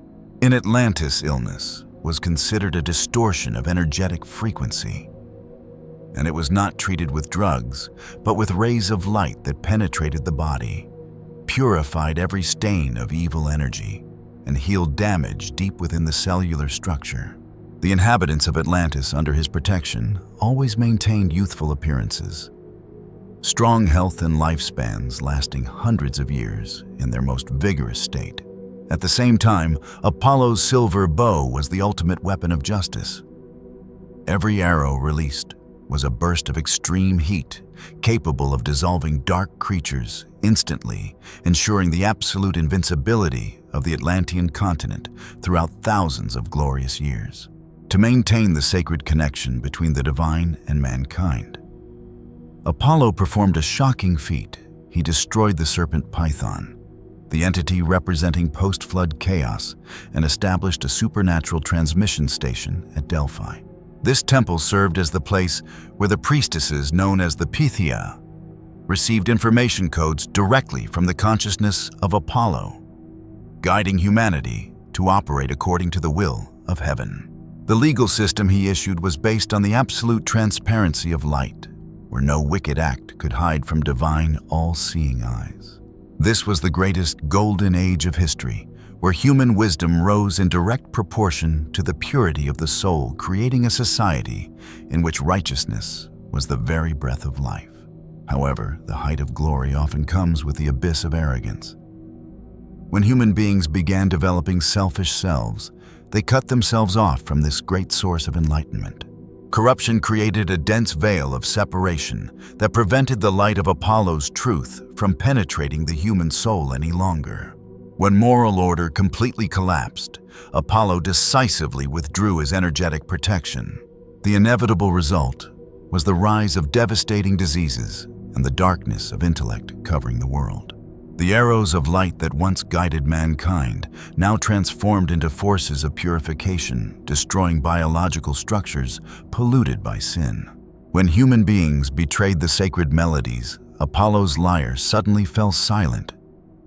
The radiant light withdrew, and the glorious crystal kingdom of Atlantis collapsed in a single night into the eternal darkness of the ocean.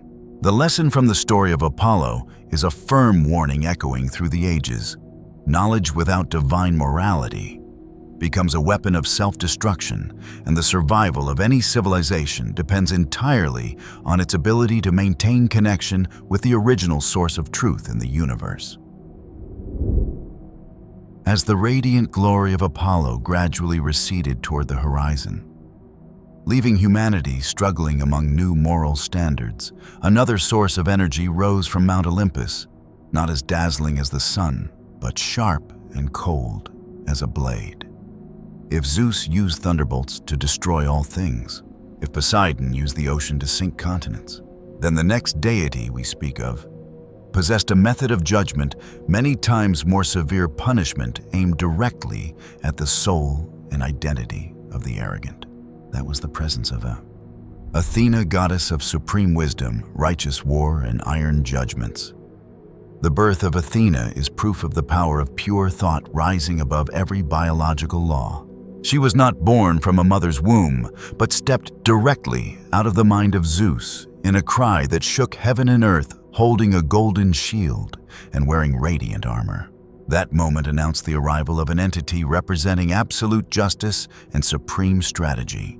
Athena did not promote meaningless slaughter like Ares. She only raised her sword when divine order was challenged and only granted victory to those who knew how to use wisdom to protect faith.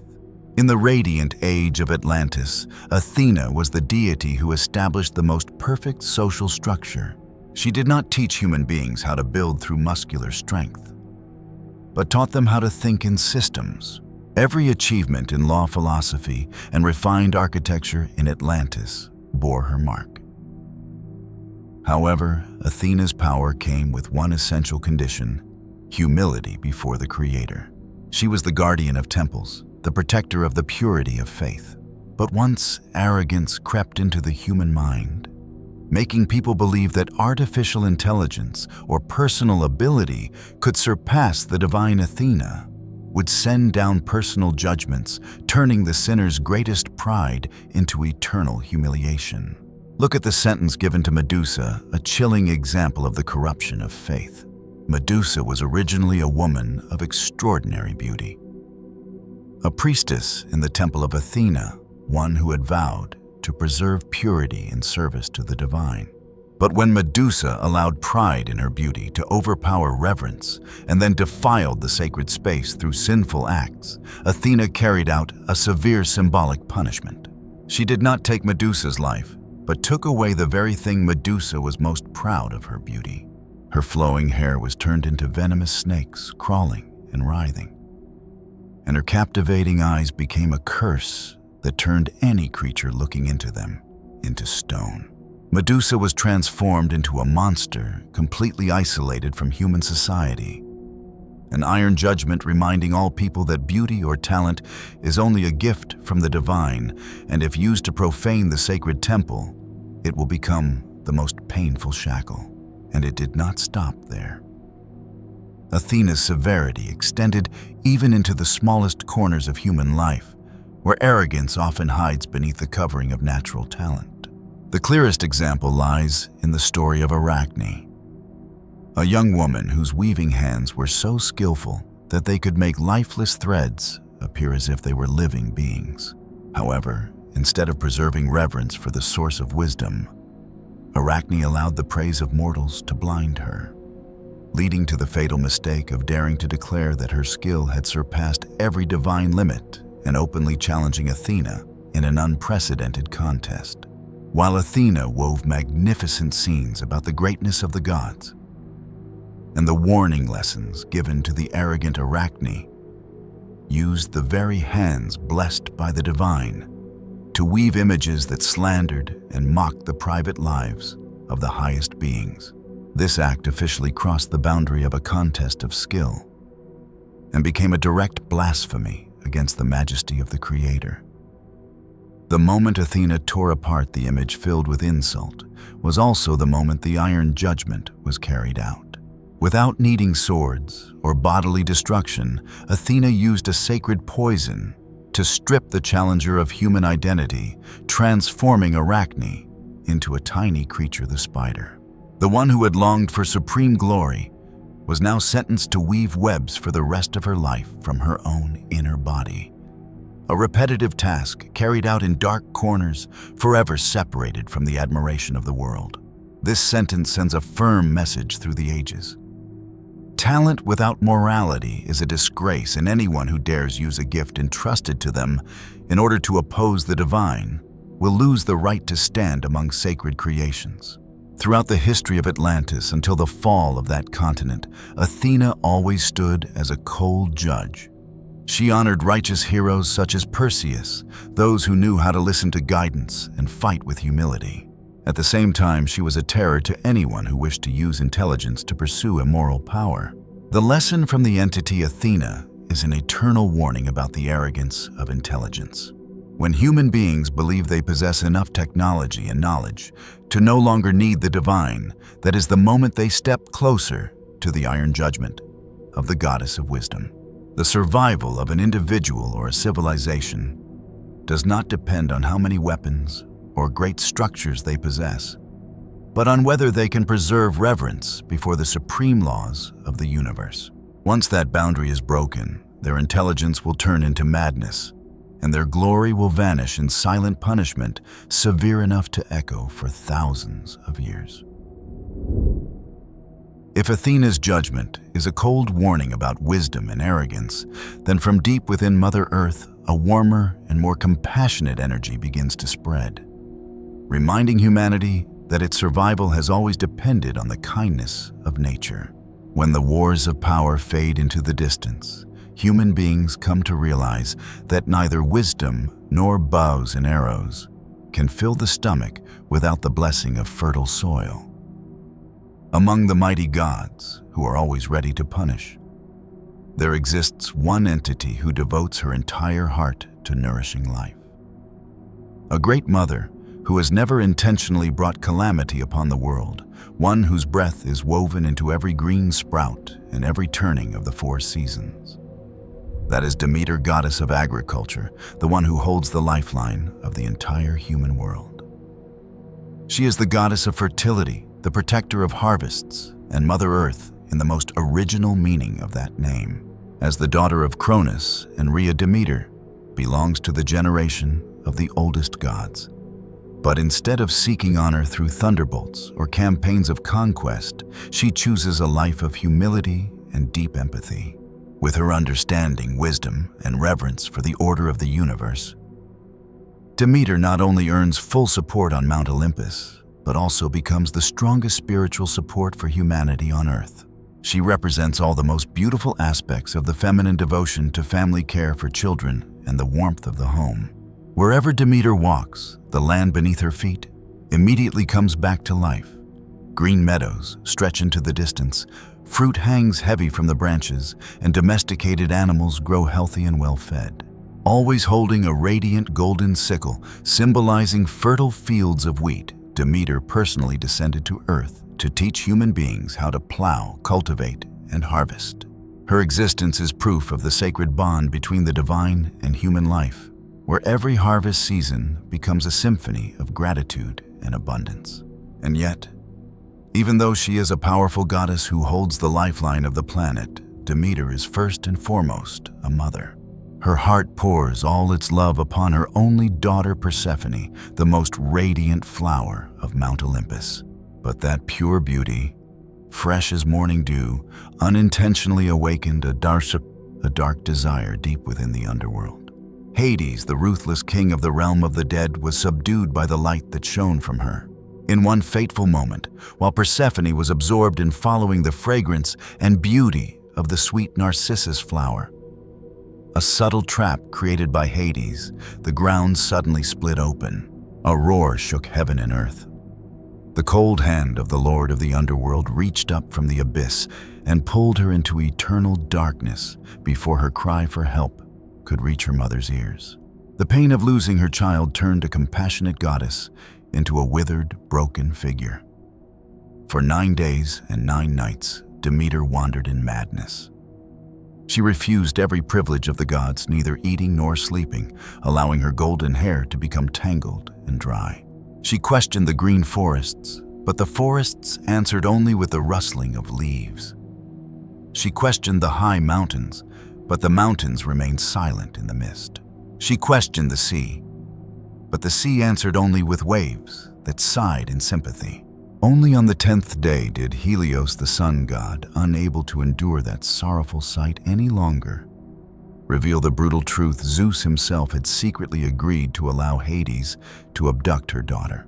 The betrayal of the father and the cruelty of the future husband ignited a fire of rage in Demeter's heart. In the depths of despair after leaving Mount Olympus, Demeter stopped in the kingdom of Eleusis. There she took the form of an old woman named Doso and was trusted by the royal family to care for the young prince Demophon. In her pain over losing her own child, Demeter poured all her love and power into transforming this mortal child into an immortal god. Every night she secretly placed the child into the sacred fire to burn away his mortal flesh, while anointing his body with the ambrosia oil of the gods. She wanted to prove that even if the gods could be cruel, her motherly love could still create something great beyond death. But humanity, with mortal eyes and instinctive fear, could not understand it. When the queen saw her child lying in the fire, she screamed in terror. At that moment, Demeter revealed her true form in a blinding aura, both angry and deeply sorrowful. Foolish mankind, you cannot understand the intentions of the divine. The child forever lost his chance at immortality, and Demeter realized that the distance between gods and human beings is not only power, but also the understanding of pain and destiny. And when a mother's heart was shattered, the world had to share the same fate. The land became barren seeds, lay silent and dead beneath dry mud. Green grass stopped growing, and famine began to sweep across the earth like a violent flood. The cries of humanity reached the heavens, forcing Zeus to bow his head and compromise. And yet Hades, the ruler of souls, was never one to let go easily. Before returning Persephone to the light, he gave her bright red pomegranate seeds. Persephone, weakened by hunger and innocent trust, ate 6 seeds. She did not know that the pomegranate was a symbol of eternal binding. From that moment on, her destiny was nailed to the underworld. Each pomegranate seed represented 1 month. She would have to leave her mother's embrace and return to become the Queen of Darkness. The reunion of mother and daughter at Eleusis was a moment that shook the heart. When Demeter embraced her daughter, life immediately burst forth. Flowers bloomed across the hillsides, and golden wheat swayed beneath the morning sun. But that joy always carried the lingering taste of sorrowful separation. The 6 months when her daughter stayed beside her became warm spring and radiant summer, when the mother's heart overflowed with love and pride. The 6 months when her daughter departed became autumn with falling leaves and freezing winter, when Demeter clothed herself in black and allowed nature to grieve with her aching longing. The ancient Greeks used this image to explain the changes of heaven and earth. But on a deeper level, they were explaining emotion, the root of every change in human life. Greek mythology reveals a naked truth. Even the highest gods can experience jealousy, selfishness, and greed. Why is that?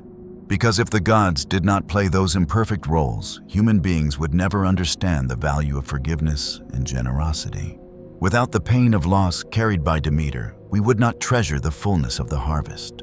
Without weakness or brutality, we would not know what courage and bravery truly are. Every concept in this universe exists through contrast. No human life passes only through eternal spring. To touch sweet fruit, we must patiently pass through the cold winters of the soul. The upheavals of life often begin from our own desires, even from the emotions we consider most sacred. Demeter's motherly love is great. But when it becomes extreme, it can make the whole human world suffer. Persephone's passion for beauty and fragrance pushed her into the realm of death. The greed of Hades and the indifference of Zeus created the law of time. We live inside a network of emotional ripples where every joy, anger, love, and resentment overlaps like waves upon water. Too much love leads to blindness. Too much passion leads to indulgence. We may not be able to control the final outcome, but we can learn to think of others before thinking of ourselves. If each person asks whether their desire might hurt someone else, then selfish emotion can transform into a vast nobility. At that point, it is no longer a chain, but an energy capable of embracing all things, just as Demeter, despite her pain, still chose to return and revive the earth, turning her private sorrow into life for all beings. That is the eternal lesson the gods left for humanity. Learn to accept the winters of life in order to treasure more deeply the sunlight of the spring that is coming. The story of Demeter does not stop with the movement of plants and seasons. It also tells of the Eleusinian fire inside each of us. Sometimes the harshest trials we face, the long winters of life, are in truth the fire refining the immortal part of our soul. We blame the cruelty of fate without realizing that at times, the divine is using pain to burn away what is ordinary within us, helping us rise stronger and purer. Life does not disappear, it transforms. Just as a seed must endure the bitter cold of the dark earth before it has the strength to rise toward the sun, human beings also need moments of loss in order to learn how to treasure the presence of love and compassion. When the fire at Eleusis went out, leaving humanity both stunned by the power of the divine and trembling before the limits of mortal life, human beings realized they were trapped between extremes. On one side stood distant Mount Olympus with its strict laws. On the other side lay the dark underworld with its eternal silence. Humanity needed a guide, someone who could understand both the pain of mortals and the will of the gods. And precisely within that crossing point between radiant truth and the realm of the dead, A figure as light as emptiness appeared gliding upon the winds with brilliant winged sandals. He did not come to punish, nor did he come to nourish. He came to connect. That was Hermes, the only god who could travel through every layer of space. If in the ancient texts of the Bible, humanity once revered Enoch, the great prophet chosen by the divine to pass through the levels of heaven, perceive every secret of the universe, and become the bridge between mortals and the Most High, then in Greece, there also existed an entity with a similar mission, but in a form far more flexible and mysterious. While other gods were bound to their separate domains, Zeus ruling the sky, Poseidon commanding the ocean, and Hades remaining in the underworld, this god moved across boundaries like a breath. That was Hermes, the only one who held the supreme privilege, the freedom to pass through every layer of space, from the glorious peak of Olympus, through the busy human world, and all the way down to the cold depths of Tartarus. With such supreme power, few people know that the origin of this god began in hiddenness and seclusion, very different from the dazzling glory of the other gods on Mount Olympus. Hermes was not born amid cries of praise or inside a radiant temple like Apollo. Instead, he appeared on a misty dawn inside a remote and silent cave on Mount Selene. This ever-changing presence came from an extraordinary birth. As the child of the supreme Zeus and the goddess Maya, who represented hiddenness and humility, Hermes carried within himself from his very first breath the nature of movement, never standing still. He did not need centuries to mature. Only a few hours after being born, this young god stepped out of his cradle and displayed extraordinary intelligence by crafting the lyre from a tortoise shell and carrying out the divine theft of cattle belonging to his own brother Apollo. This act was not the trickery of an ordinary thief, but the first expression of flexible intelligence. Mythology, the ability to turn rigid laws in new directions in order to create new value. A power that would later become the key by which he intervened in the destinies of both gods and mortals. It was because of this boundless intelligence that Hermes was entrusted with a unique power that every entity had to respect the role of psychopomp, the guide of souls. This power was embodied in his winged sandals, the talaria, and the legendary caduceus, the staff with two serpents wrapped around it, symbolizing perfect balance between extremes.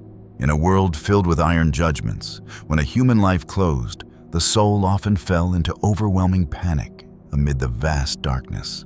At that moment, Hermes would appear like a guiding ray. He was the only one who did not fear death, the only one untouched by the gloom or the terrifying stillness of the earth's depths. With calmness and wisdom, he took the hands of souls and led them across the river Styx toward the judgment of Hades. Hermes was the only narrow gate ensuring that the flow of life and death would never be broken, helping the universe preserve its eternal cycle. He did not stop at guiding the souls of the dead. Hermes was also the messenger of awakening and the great teacher of civilization when humanity was still taking its first steps. If Demeter taught us how to nourish the body with wheat, then Hermes taught us how to connect the mind through communication. In Atlantis and across the ancient world, it was he who taught humanity language writing and the highest art of negotiation. He turned invisible ideas into visible letters carved into stone, teaching human beings how to use speech instead of swords to resolve conflict. Hermes was the god of crossroads, the place where every individual must face decisions capable of changing an entire life. When you feel a sharp intuition flash within you, or when a fortunate coincidence helps you escape a dead end, that is the presence of Hermes. He does not force humanity to follow a fixed pattern. Instead, he opens within human beings the ability to adapt and create without limit so they can take ownership of their own destiny. The clearest proof of his connecting power is his quiet yet greatest achievement, bringing Persephone back from the underworld. When the grief of the mother Demeter caused the earth to wither in coldness, Hermes was the only one who could descend into the solemn palace of Hades and use skillful speech and sharp intelligence to persuade that cold king to compromise. The journey of bringing Persephone back to the sunlight was not merely a messenger's task. It was a symbol of connecting extremes that seemed impossible to join. Hermes shows us that even from the deepest region of the underworld, or the dazzling light of Olympus, there is always a way back if we possess the flexibility of wisdom and the courage of tireless steps. The story of Hermes leaves behind a valuable historical lesson about the key to overcoming every human limitation. In a world built upon strict orders, we are easily imprisoned inside the labyrinths of thought and circumstance. However, Hermes reminds us that true freedom is not found in blindly breaking every rule, but in understanding and mastering those laws in order to find our own narrow gate. Human life is, in essence, a journey across thin boundaries between success and failure, life and death. If we live with the spirit of Hermes, always moving, always learning, and never allowing the mind to be locked inside any boundary, we will never fall into eternal despair. Hermes is not only the messenger of the gods, he is the messenger of awakening within each of us, reminding us that the key to every way out always lies in the ability to connect and in the miraculous flexibility of the soul. Hephaestus, master of perseverance and patience. As you know, in ancient texts, the image of a blacksmith passing metal through blazing fire always carries an extremely profound message. That process reminds us of the refinement of character through hardship, rise and fall, and suffering. Greek mythology also portrays a similar image through Hephaestus. He is the god who governs fire and the craft of iron, forging a shining example of the ability to transform adversity into radiant strength and lasting value. The story begins when he was born as the son of Zeus, the supreme king, and Queen Hera. Although he came from noble origins, the childhood of Hephaestus opened with countless harsh trials. Mythological sources preserve many different versions, but the most common story says that he fell from the heights of Olympus in childhood because his body carried imperfections. Born from the mighty Zeus and the proud Queen Hera, but instead of appearing in a perfect form, he came into the world as a child with many physical defects. Hera, the mother, who represented order and perfection, saw the child she had given birth to and coldly threw him from the shining heights down into the deep ocean in order to preserve the absolute standard of Olympus. Another version says that Zeus himself hurled the child out of heaven as punishment when Hephaestus courageously stood up to defend his mother during an argument. But, ladies and gentlemen, that beginning seemed like the deepest possible tragedy. Yet, destiny always reserves a greater plan for those who possess willpower. Instead of collapsing, he survived the raging waves and kept a will of iron in the face of rejection by his family. The sea goddess Thetis stretched out her arms and sheltered him inside a secret cave. Carried and protected by the sea goddess Thetis, in a hidden cave, Hephaestus turned 9 long years of loneliness into 9 years of silent discipline. In the dark depths of the ocean, he found the most faithful companion of his life fire. With rough, scarred hands, he began to learn how to speak with metal. He melted crude, lifeless ores and shaped them with his sharp intelligence. The first achievement that marked the rise of this god was a supreme sentence delivered through art. To restore justice for himself, he sent his mother from long ago the most magnificent throne in the world. The moment proud Hera sat upon it, invisible chains so delicate that they surpassed even the sight of the gods bound her tightly. All the gods on Mount Olympus, from Zeus with his destructive thunderbolt to Ares with his raging violence, were completely powerless before that mechanical enchantment. At that moment, all of Olympus was shocked to its core. The abandoned child of the past had now risen into a supreme god, one who used intelligence to imprison even the most powerful entities. His forge lay deep inside boiling volcanoes, their magic blended with metal, creating weapons and wonders that shaped the entire world. The thunderbolts of Zeus, the indestructible shield of Achilles, the power of Hephaestus did not stop at creating lifeless objects. With intelligence far ahead of his time, he breathed rhythm into metal, creating automatic machines that carried a kind of soul maidens of pure gold, who could think, speak, and help him in his work. He was the embodiment of the great creator, the one who could grant life to even the driest matter. And from those gifted shaping hands, the creation of Pandora, the first woman of mankind, marked an eternal turning point in earthly history. When the sacred fire was stolen by Prometheus and given to humanity, Zeus decided to create a new balance for the mortal world. The supreme power of Hephaestus was summoned. By command of the highest god, Hephaestus did not pick up iron, steel, or weapons. Instead, he bent down and used pure water mixed with Mother Earth. With the stillness and absolute focus of a master, he carefully molded that clay into the form of a young woman, with astonishing beauty, pure and perfect to such a degree that even the gods were stunned. Hephaestus created a masterpiece with a heartbeat and warm breath. Athena clothed her in soft silk. Aphrodite gave her grace and beauty, and Hermes gave her curiosity and a voice that chirped like birdsong. She was called Pandora, the one gifted with all things. She carried radiant beauty and also a jar containing harsh trials, reflecting the role of Hephaestus in carrying out divine judgments upon the destiny of mankind. When reflecting on the moment Hephaestus molded clay to form Pandora, those who love the Bible and treasure theological depth will recognize a wondrous intersection with Genesis. In the sacred text of the Bible, God is also the greatest creator and almighty potter. He used the dust of the earth to form man, then breathed the breath of life into his nostrils so that man became a living soul. And to complete the picture of creation, Eve, the first woman, was formed from Adam's rib, carrying the fullness of love and the longing for a companion in harmony. Though they arise from two different civilizations, both Pandora and Eve carry an extremely weighty mission in human history. Over time, humanity has often viewed these two first women through the lens of regret. Pandora opened the forbidden jar, releasing disasters and hardships into the world.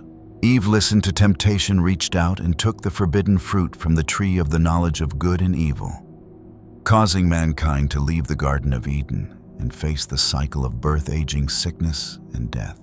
But if we look more deeply into the nature of the matter through logic and empathy, we will see a much greater truth. Both Pandora's jar and the forbidden fruit in the Garden of Eden were doors that had to be opened for humanity to truly mature. Before Pandora appeared, human beings lived monotonous lives free from disease, but also lacking the depth of will. Before Eve took the forbidden fruit, human beings existed in absolute innocence, never knowing the boundary of moral choice. It was the actions of these two women that brought humanity out of its original innocence and into a world where people had to labor and sweat, but at the same time were given the greatest privilege, free will, and the ability to perfect the soul. And when the lid of Pandora's jar closed, the only thing left inside was hope.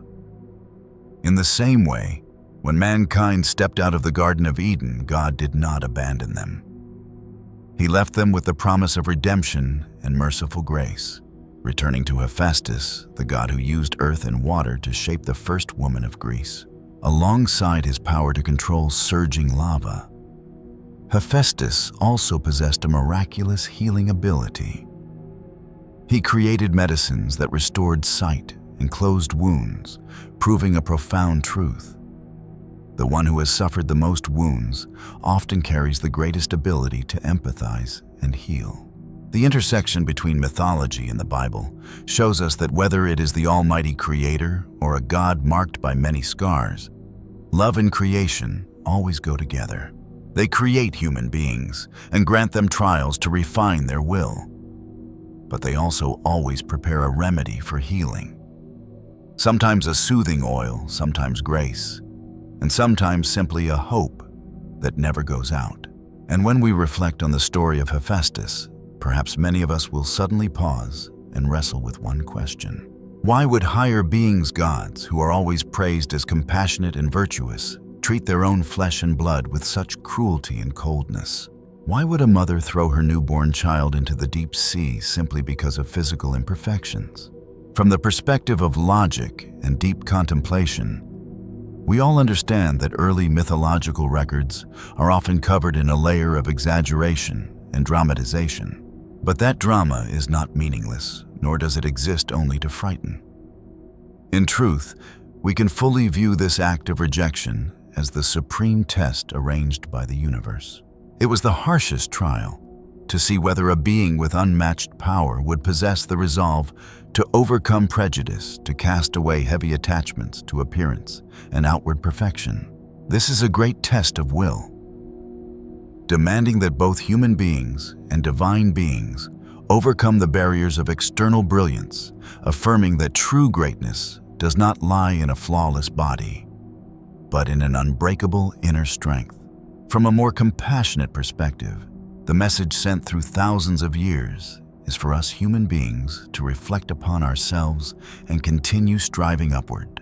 The universe wants us to see that even beings with superior power at the height of authority still carry imperfections, wounds, and the pain of rejection.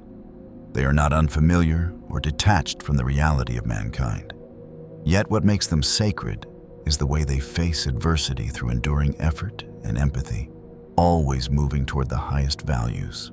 The clearest proof of this great rise is the way Hephaestus re-established his place through an exquisite mechanical solution instead of bloody wars.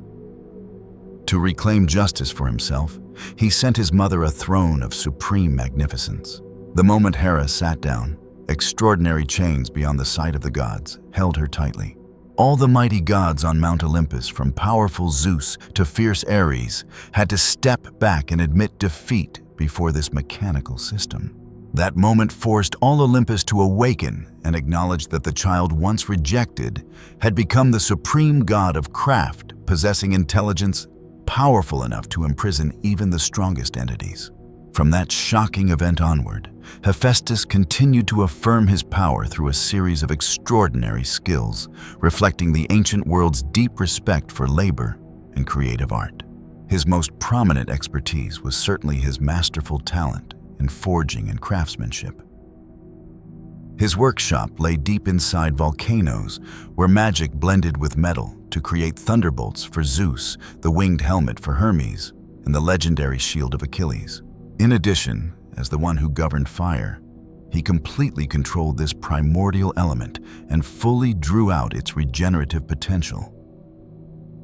This power allowed him to command everything from the small flame of a hearth to the violent eruptions of volcanoes, turning them into the great forge for his works. Along with his material masterpieces, the creative intelligence of Hephaestus reached so far that he successfully created automatic machines to assist his work, proof of his vision beyond his age and his outstanding problem-solving ability.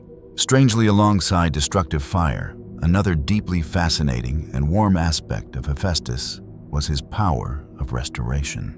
With hands forged through red flame, he prepared special ointments that healed wounds and restored eyesight. His talent also extended to the art of sculpture, where he breathed life into statues and jewelry, making them so realistic that viewers believed they could think and move completely, narrowing the distance between art and life. Connected to the image of this great god is a system of symbols with extremely profound meaning, clearly revealing the core values he represents. The familiar anvil, hammer, and tongs always accompany him, representing creation, precision, and the ability to master the elements through diligent labor. Fire itself and the roaring, burning volcanoes are embodiments of passion, transformation, and the great process of rebirth. Sometimes people also see the symbol of the quail, a bird with the ability to take sudden and powerful flight, symbolizing endless creative inspiration and the will to overcome trials. Most especially, the image of Hephaestus riding on the back of a donkey brings a deeply close and genuine feeling. This image portrays humility, diligence, and his strong bond with ordinary working people clearly affirming that true value lies in perseverance and talent, rather than dazzling beauty or physical strength. To reflect on the peak of his creative career, we cannot fail to remember the story of Pandora, the first woman on Earth. When Zeus assigned him the task of creating her as part of the consequence for mankind, Hephaestus used all his skill to give life to this masterpiece. Pandora received gifts from every god carrying radiant beauty and profound lessons of trial for humanity. This historical event reflects the outstanding craft of the great smith, while also showing his crucial role in carrying out divine judgments and shaping human destiny. When we look back on this entire journey and reflect on the healing power and great empathy born from the very scars of Hephaestus, we suddenly recognize a profound truth. Though once surrounded by darkness and rejection, he never allowed his heart to turn to stone or sink into blind hatred. Despite the limits of his form, he continued striving without rest, using his scarred hands to create wonders for the world and using his own wounds to prepare healing medicine. He left us a lesson that moves the heart. Even when we carry imperfections that cannot be erased, we can still look upon life with the most compassionate and forgiving eyes. That is the true meaning of perseverance, an earnest invitation sent to humanity, encouraging us to live strongly, contribute, and love despite the blemishes of fate. And after looking back at this story of miraculous healing rising from adversity, what do you think about the hidden strength behind the imperfections of human beings today? Please leave a few thoughts in the comments below. Hestia and Hermes, the steady origin and the wisdom that reaches far. You know, mythological stories often attract us through gods who display tremendous power. But real life always teaches us that endurance comes from the most essential and quietest foundations. Today I want to explore with you two deities who represent that foundation, Hestia and Hermes. Understanding their origins and powers will open for us a beautiful way to understand the law of balance in the universe. Let us begin with Hestia, the one who brings the foundation of every family and society. She was the firstborn child of the Titans Cronus and Rhea. In the divine genealogy, she was the first to enter the world and also the last to step out after the historic rescue carried out by Zeus. This position as the beginning and the end gave Hestia absolute reverence from all of Mount Olympus. She governed the hearth, maintained family unity, and protected warm gathering. The story of Hestia is a great testimony to sacrifice for the sake of common peace. Ancient sources record that both powerful gods, Apollo and Poseidon, were deeply captivated by her and pursued her intensely. Recognizing the risk of conflict that could break the order of heaven, Hestia actively made a wise decision. She placed her hand upon the head of Zeus and made a sacred vow to preserve eternal purity, promising to devote her entire existence to maintaining harmony. To honor that noble decision, Zeus gave her the highest honor, the central place in every home, and the privilege of receiving the first offering in every sacrificial rite. The flame of Hestia burned brightly at the center of every Greek city-state, serving as a sacred temple where citizens could find protection and law. When connected with familiar passages of the Bible, this image strongly recalls the sacred fire that always burned upon the altar of the temple, representing the complete presence and absolute holiness of the Most High among the human community. Hestia represents inner stillness, a steady source that keeps morality and core values enduring through time. At the complete opposite pole of that stillness, we have Hermes, the god of practical wisdom and constant movement. The birth of Hermes carries the strong color of innate intelligence. Born from the union of Zeus and the nymph Maia in a quiet cave on Mount Selene, Hermes revealed extraordinary talent on the very first day he entered the world. In the early morning, he had just been born. By noon, the infant had stepped out of his cradle by himself, found a tortoise shell, and skillfully crafted it into the first lyre of mankind. On that very afternoon, his sharp intelligence led him to carry out a daring plan to tease the god of light Apollo by hiding his cattle. When Apollo discovered it and became angry, Hermes used the melodious sound of the lyre to soothe him. That outstanding ability to negotiate and persuade deeply impressed Zeus, who immediately decided to grant him the position of supreme messenger of Mount Olympus. Hermes received the mission of governing commerce, language, rhetoric, and protecting all travelers on trade routes. His responsibility was to ensure that the lifeblood of civilization always flowed strongly. The holiest power of Hermes lay in the caduceus and his winged sandals. He was the only god who possessed the privilege of moving freely between Mount Olympus, the mortal world, and the realm of the dead. Hermes took on the role of guide leading souls across the boundary of life and into eternity. From a theological perspective, this function bears clear similarities to the angels, the messengers, who carry out the will of God, connecting the highest heaven with the earthly world. Hermes represents the flow of knowledge, bringing the light of understanding into every corner of the universe. When we place Hestia and Hermes side by side, a perfect structure of life appears clearly. Hestia provides a solid foundation, a sacred origin where the soul can anchor itself. Hermes provides the means to reach farther, driving society to develop and expand the limits of intelligence. Both deities carry out their missions with complete devotion. Their story conveys a profound philosophy. Any individual or society that wants to develop brilliantly must gather both of these elements. We need a heart that firmly preserves core moral values together with a flexible intelligence that can adapt to every change of the age. Aries, the strength of discipline and courage.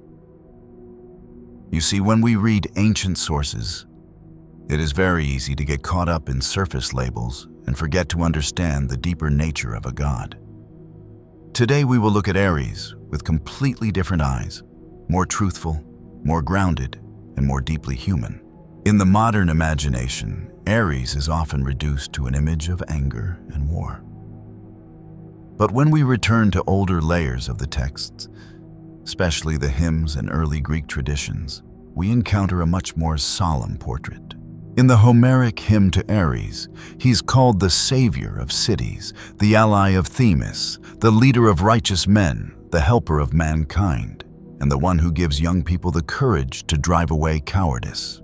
That hymn even asks Ares to restrain the anger inside the human heart, so that human beings may have enough courage to live within the laws of peace. This is a very important detail, because it shows that in the older layer of tradition, Ares also carried the meaning of strength, placed under discipline, courage placed under law, and battle placed under the purpose of protecting order. Ares is the biological son of Supreme Zeus and Queen Hera, belonging to the most legitimate bloodline of Mount Olympus. That origin places him in a special position within the divine order. He stands between the authority of Zeus and the royal dignity of Hera, carrying within himself a kind of strength that is direct, clear, and necessary.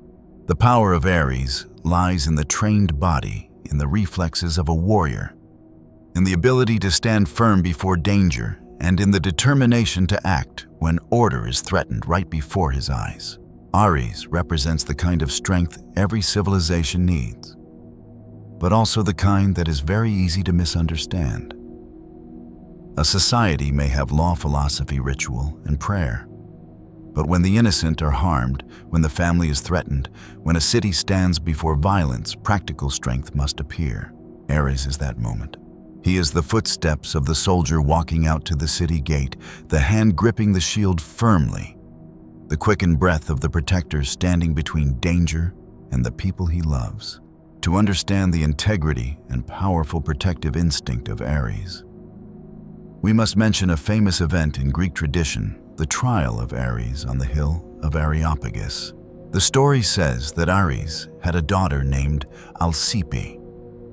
She was the daughter of Ares and Aglauros, a princess of the Athenian line.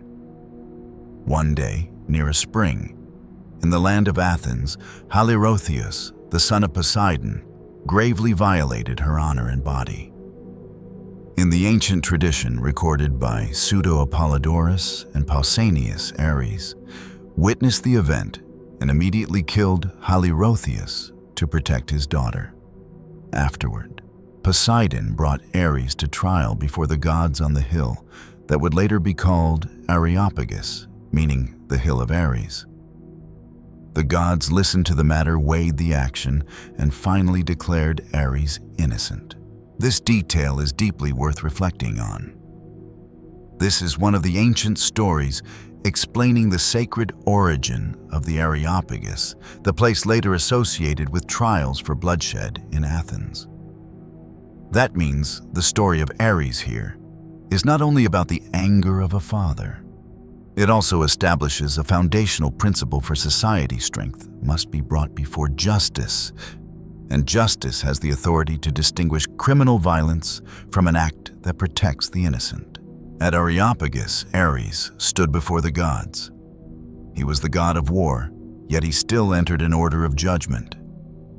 He had the strength to defend himself, yet he still accepted the verdict of sacred law. This creates a very different image of Ares. He is strength that knows how to stand before justice. He is direct action placed under the judgment of a higher order. He is a warrior, but that warrior protects family, protects honor, and protects the vulnerable from violation. And it is here that we see the core of Ares' true courage always goes with responsibility. A strong person only has value when that strength serves what is right. A person who knows how to fight is worthy of respect only when that hand protects the weak, preserves the family, and defends the basic moral boundaries of life. In real life, the energy of Ares can be understood through the process of discipline training. When a young person enters the military, martial arts, heavy labor, or any strict training system, their body begins to change. They learn how to wake up on time, hold themselves upright, endure fatigue, work under righteous command, and complete their duty, even when the body is exhausted. The first days are full of pain, sweat, calluses, and pressure. But it is precisely through that process that human beings begin to understand what strength truly is. Strength in the spirit of Ares begins with very specific things: knowing how to keep one's word, knowing how to take responsibility, knowing how to stand upright when tested, knowing how to protect loved ones through action, not only through emotion, knowing how to care for the body as an instrument entrusted to us, knowing that prolonged softness can cause a person to lose the ability to protect themselves and their family. We often witness this transformation within our own families. A younger brother, a son, or a nephew enters a disciplined environment while still looking young and unsteady. After many months of training, he returns with steadier shoulders, firmer eyes, and a calmer way of speaking. The deepest change lies in character. He begins to care for others, organize his life, respect time, and take responsibility for his words. Physical strength, once trained, opens the way for the will to mature. That is how the energy of Ares operates in human life. In Greek mythology, Athena often represents strategic wisdom, while Ares represents direct strength on the battlefield. These two sources of power belong to two different needs of order. A city needs someone who can calculate for the long term, read maps, establish laws, build walls, and choose the right moment.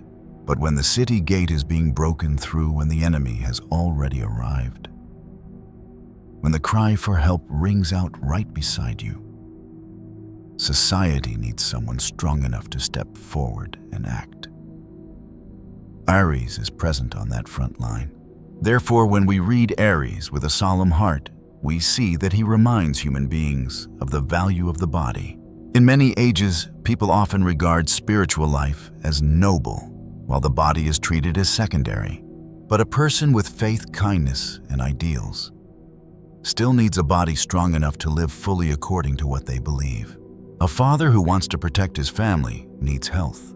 A mother who wants to raise her children through hardship needs endurance. A soldier who wants to guard the border needs discipline. A man who wants to carry responsibility in his family needs both body and spirit to mature together. This also carries deep harmony with the Bible. Sacred texts exalt love, mercy, and peace. At the same time, the Bible also records moments when righteous people had to rise up to protect their nation, family, and covenant. Joshua led the people of Israel into the land entrusted to them. David, from a young shepherd boy, faced Goliath with faith and courage. He held a weapon in his hand, but his victory came from the belief that the battle belonged to God. In the heavenly realms, the book of Revelation describes Michael and his angels fighting against the dragon and the rebellious angels. These are all images showing that goodness sometimes requires courage expressed through action. From that perspective, Aries represents a very practical lesson. Peace needs people who are capable of protecting peace. Family needs someone capable of stepping forward and carrying responsibility. Justice needs someone with enough courage to face the one who does wrong. Mercy needs strength in order to become real protection, rather than only a beautiful feeling expressed in words. Aries also teaches human beings about controlling strength. The Homeric hymn to Ares asks this god to grant courage while also restraining anger and bringing the one who prays into the laws of peace. This is a very profound point. Strength without control can cause harm, but disciplined strength becomes a shield for the family, a wall for the city, and a source of steadiness for the community. The person who carries the true spirit of Aries is someone who can fight, but fights only when what is right demands it. That person can feel anger before injustice, but knows how to place that anger under moral law. That person can use strength, but always understands that strength is a responsibility, not a privilege for self-satisfaction. Therefore, when we look back at the trial on the Areopagus, we see that the story carries a meaning beyond mythology. A father protects his daughter. A god of war is still brought before the council of the gods. A hill in Athens becomes a symbol of trial responsibility and legal order. Here, Ares becomes an image of strength justified by the purpose of protecting the innocent. In today's world, that lesson remains fully valuable. Modern people have more convenience, but they also easily become softer before pressure. Many people want to live kindly, but their bodies are tired. Their will is scattered, and their habits are loose, making it difficult for them to carry good things through to the end. The spirit of Ares reminds us to begin. From the simplest foundations, train the body. Keep discipline, sleep, and rest. At the right times, work seriously, stand upright before responsibility, and protect the family through concrete action. A person can begin by training every day. There is no need to show off. There is no need to turn strength into arrogance.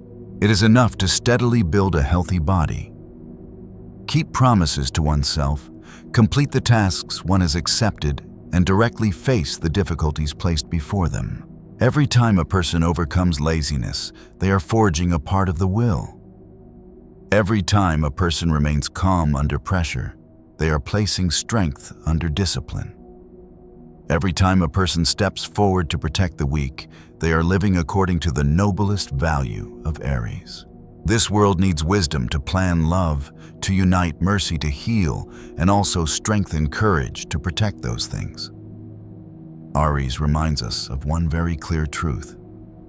Peace always needs someone steady enough to preserve it. Family always needs someone responsible enough to stand forward and protect it. Justice always needs someone courageous enough to act at the right moment. If Zeus represents the authority of judgment, Athena represents strategic wisdom, and Apollo represents the order of reason and harmony, then Ares represents strength placed into the decisive moment. He is a reminder that human beings need a healthy body, an enduring will, a courageous heart, and a moral principle firm enough to guide action. When we look at Ares in this way, we see that the god of war in the deeper ancient tradition is far more profound than the rough image modern entertainment has made of him. Ares is the discipline of the body. He is the courage of the protector. He is the decisive response when the innocent are threatened. He is strength that knows how to bow before justice. And above all, he's a reminder that every person who wants to live with goodness also needs enough strength to protect that goodness in real life. Artemis, the goddess of discipline and protective instinct. You see, in many modern stories, Artemis is often mentioned as the goddess of hunting archery in the mountains and forests. But when we return to older texts, her image is far more profound. Artemis represents purity, self-control, the ability to live independently, bodily alertness, and especially the protective instinct toward children, young women, the vulnerable, and the natural order. In the Homeric hymn to Artemis, she is praised as the revered virgin, the deer shooter, the one who delights in the bow, and the twin sister of Apollo.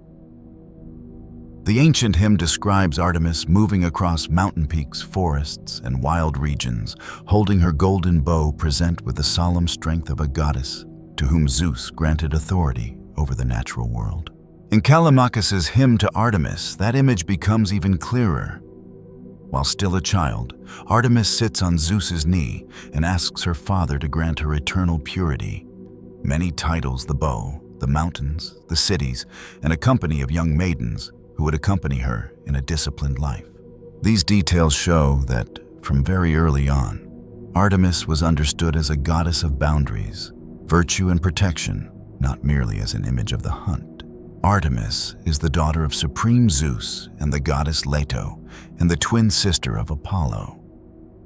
If Apollo is often associated with music, prophecy, medicine, and the order of reason, then Artemis stands closer to the mountains and forests. Youth, the body, childbirth, and the transitional stages of human life. The ancient Greeks honored her as the protector of girls before adulthood, while Apollo held a corresponding role for boys. According to the synthesis of many ancient sources, Artemis is the goddess of hunting the wilderness, wild animals, childbirth, and the protector of young women before they enter marriage. To understand Artemis solemnly, we must begin with the story of her birth. According to Greek tradition, Leto carried two children of Zeus, Artemis, and Apollo. Because of many upheavals in the divine realm, Leto had to pass through many lands in search of a place to give birth. Finally, she came to the island of Delos, a small place in the middle of the Aegean Sea. There, Artemis was born first. Immediately after her birth, she became her mother's helper in bringing Apollo into the world. This is a very beautiful detail in the ancient tradition. Artemis was both a divine newborn child and at once someone who stepped into the role of protecting childbirth. From the very first moment, she was connected with women, children, and new life. For that reason, Artemis was honored as a protective deity in the most fragile moments of human life. When a child was about to be born, when a young girl stepped into adulthood, when a mother needed protection, the ancient Greeks often turned their hearts toward Artemis. She represents a quiet but very practical strength, the strength that keeps life safe in dangerous hours. This helps us look at Artemis from a broader angle. She is the goddess of hunting. But the essence of the hunt in the ancient world was not only about chasing prey. The hunt was also a lesson in bodily control, observation, alertness, patience, and the laws of nature. A true hunter must understand footprints, wind direction, sounds, breeding seasons, terrain, and the limits of action. They need strength, but they also need restraint. They need sharp eyes, but they also need a calm mind. Artemis governs precisely that discipline. In Callimachus, when Artemis asks Zeus to give her the mountains and the wilderness, the detail shows that she chose a life far from the luxury of palaces, close to forests, animals, springs, and those who live through labor. She is present where human beings must train themselves, protect themselves, and know their limits. This is a lesson very close to modern life. A person who wants to mature must learn to keep the body healthy, the mind alert. virtue firm, and personal boundaries clear. Artemis is especially connected with purity. But purity here must be understood in a solemn and practical way. It is the ability to master oneself, preserve dignity, live by principles, and protect the sacred part of personal life. When Artemis asks Zeus to let her keep eternal virginity, she chooses a distinct mission. She wants to belong to the work of protection, hunting mountains and forests, children and young women, instead of entering the path of marriage like many other goddesses in Greek mythology. This detail reflects very strong autonomy. Artemis knows clearly what she was born to do, and she asks for the right to live fully according to that mission. From there, we understand why Artemis is often very strict with those who violate sacred boundaries. In the ancient tradition, she protects modesty, respect, and personal dignity. Stories related to Artemis often revolve around one clear principle. The sacred must be respected, the human body must be respected, natural spaces must be respected, and the vulnerable must be protected. One representative story of this quality is the story of the Cyrenian hind, the sacred deer of Artemis. In the tradition of the 12 labors of Heracles, Eurystheus gives Heracles the task of capturing the hind with golden antlers and bronze hooves, which belong to Artemis. Heracles pursues it for an entire year. When he finally captures the animal, Artemis and Apollo appear and question Heracles for touching her sacred creature. Heracles explains that he had to complete the command given to him and promises to return the deer unharmed. Artemis accepts this explanation, allows Heracles to bring the animal to prove that he has completed the task, and then the deer is returned. This story is often told in the mythological library of Pseudo-Apollodorus and in ancient traditions about Heracles. The noteworthy point lies in the way Artemis behaves. She is strict about the violation of something sacred, but she also listens to a reasonable explanation. She protects the natural order, yet still sees the circumstances of the one carrying out a duty. This is the image of discipline joined with fairness. Artemis sets very clear boundaries, but she also recognizes the truth when the person before her has a legitimate reason and shows respect. The lesson from this story is very close to human life. Every family, every community, and every civilization needs boundaries. Children need to be protected. Women need to be respected. The body needs to be preserved. Nature needs to be cared for. The things entrusted to human beings need to be used with restraint. When boundaries are taken lightly, order begins to weaken. When boundaries are preserved with alertness and responsibility, human beings can live more safely and steadily. Another very important layer of tradition is Artemis at Brauron in Attica. There the ancient Greeks worshipped Artemis Brauronia, and Athenian girls participated in a ritual called the Arcteia, often understood as playing the little bear, to mark the transitional stage before adulthood. This ritual is connected with the story of a sacred bear of Artemis and the community's need to learn respect for the goddess and for the order of youth. Although the details of the ritual are still discussed by scholars, the core point is very clear.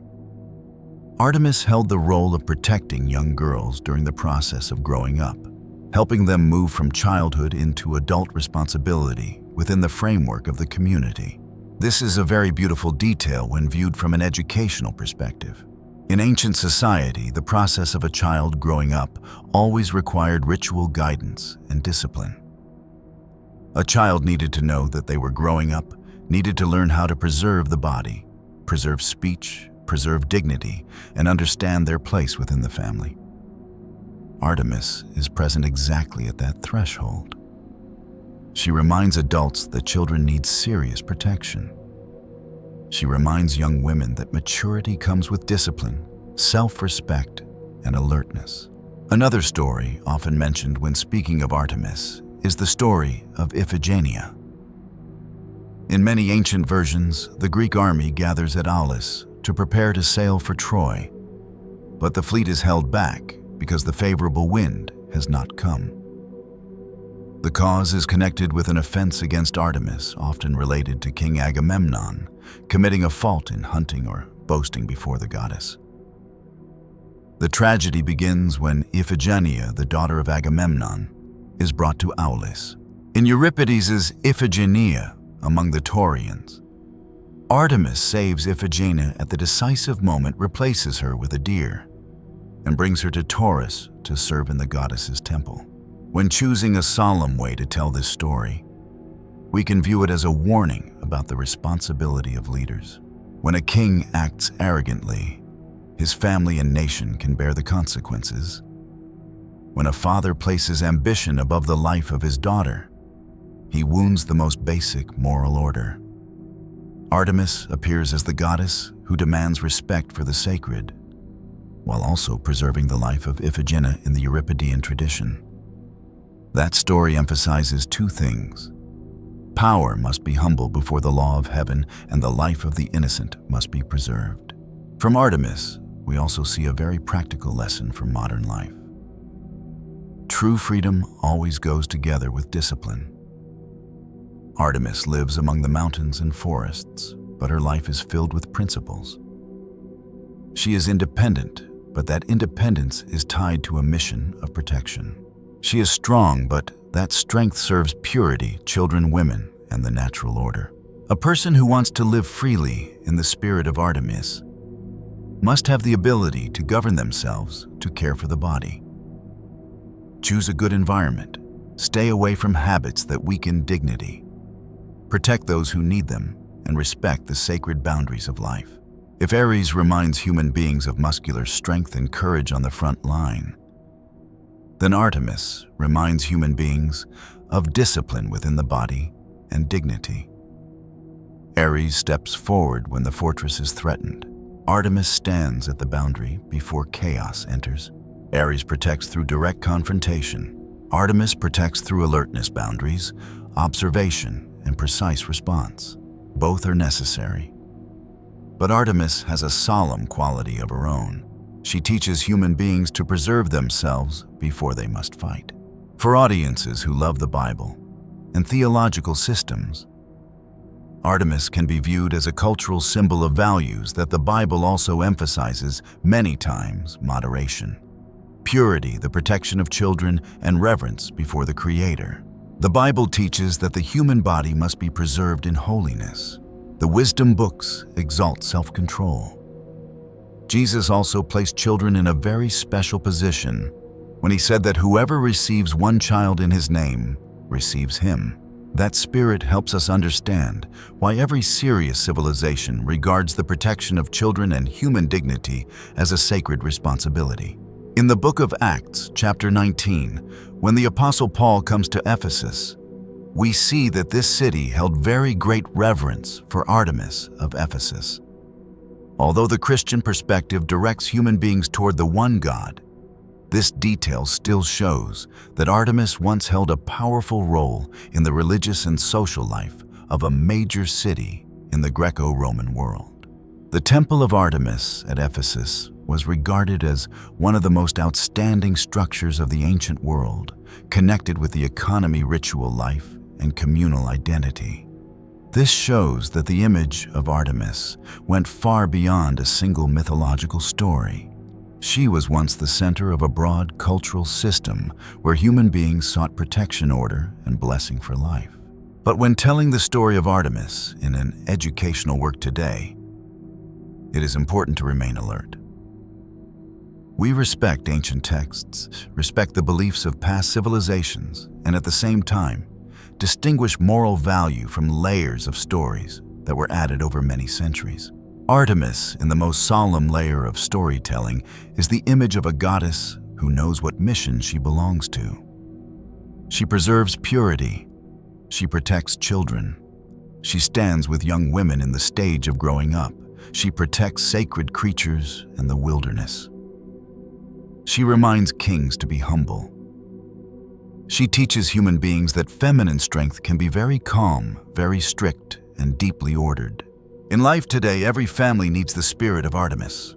Parents need to teach children boundaries. Young people need to learn how to protect their bodies and minds.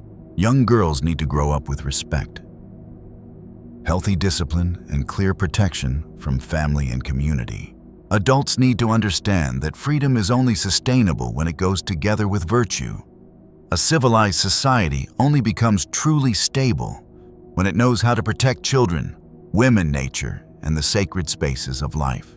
Artemis reminds us that strength sometimes begins with a very quiet choice: preserving purity, keeping the body healthy, keeping speech proper, keeping distance from what weakens the soul, and keeping responsibility toward those entrusted to us. That is a kind of strength that makes little noise but can protect an entire family. That is a kind of discipline rarely displayed, but capable of forming lasting character. That is the courage of someone who knows how to say enough when a sacred boundary is violated. If Apollo is the order of music, medicine, and prophecy, if Athena is strategic wisdom, if Ares is the strength of action, then Artemis is the alertness of virtue and the instinct of protection. She stands where youth needs guidance, where the body needs preservation, where nature needs respect, and where the vulnerable need a guardian who is strict but fair. Seen in this way, Artemis brings a lesson that is deeply needed in our age. Human beings who want to live with goodness must know how to keep boundaries. Those who want to protect their loved ones must train both body and mind. Those who want to step into freedom must have discipline. Those who want to mature must learn purity, self-respect, and responsibility. And perhaps that is the deepest value of Artemis. In the ancient tradition, she reminds humanity that the most precious things in life must be protected early, with alertness, discipline, reverence, and a heart courageous enough to preserve what is right before everything is harmed. The journey through the mist of mythology and the mysteries of the fallen angels has now come to a temporary close. Together we have passed through the dazzling light of Apollo's truth, crossed the delicate boundaries of Hermes, witnessed the iron judgment of Athena, felt the sacred motherhood of Demeter, and finally entered the fire of discipline in the darkness of Hephaestus. Each god we have just named, whether under the title of a glorious Olympian being or a fallen angel filled with sorrow, has left behind an important piece that helps us complete the picture of our own soul. Through these stories, we come to realize that pride is the boundary of collapse. Whether angel or human, when wisdom separates itself from morality and reverence, judgment begins to unfold. Adversity is the forge of immortality. The pain of rejection suffered by Hephaestus or the separation endured by Demeter was not meant to destroy, but to temper enduring values. Connection is the key to life. There is always a narrow gate named Hermes to guide us through the darkest labyrinths of destiny. When you study or listen to any mythological story, please remember this. Mythology is not merely a collection of fairy tales meant to lull us to sleep, but a set of spiritual codes passed down through thousands of years. The gods may carry imperfections, may feel jealousy, or may make mistakes. But those very roles established for humanity the most basic concepts of good and evil, of forgiveness and compassion. Without darkness, we would never fully understand the value of light. Learning about them is not meant to make us afraid, but to strengthen a firm faith in the divine. That faith does not rest in distant images, but in recognizing the quiet protection and guidance of the gods within every breath of the universe. To believe in the divine is to believe in laws of absolute justice, to believe that every righteous effort of ours is recorded, and that every soul has the chance to be reborn through the fire of trial. Now let the echoes of the gods fade gently into the subconscious. Release every burden of the long day and trust that you are being sheltered by powers greater than what mortal eyes can see. The light of truth is always present, even in your deepest sleep. May you have a peaceful sleep in the arms of the gods. Good night.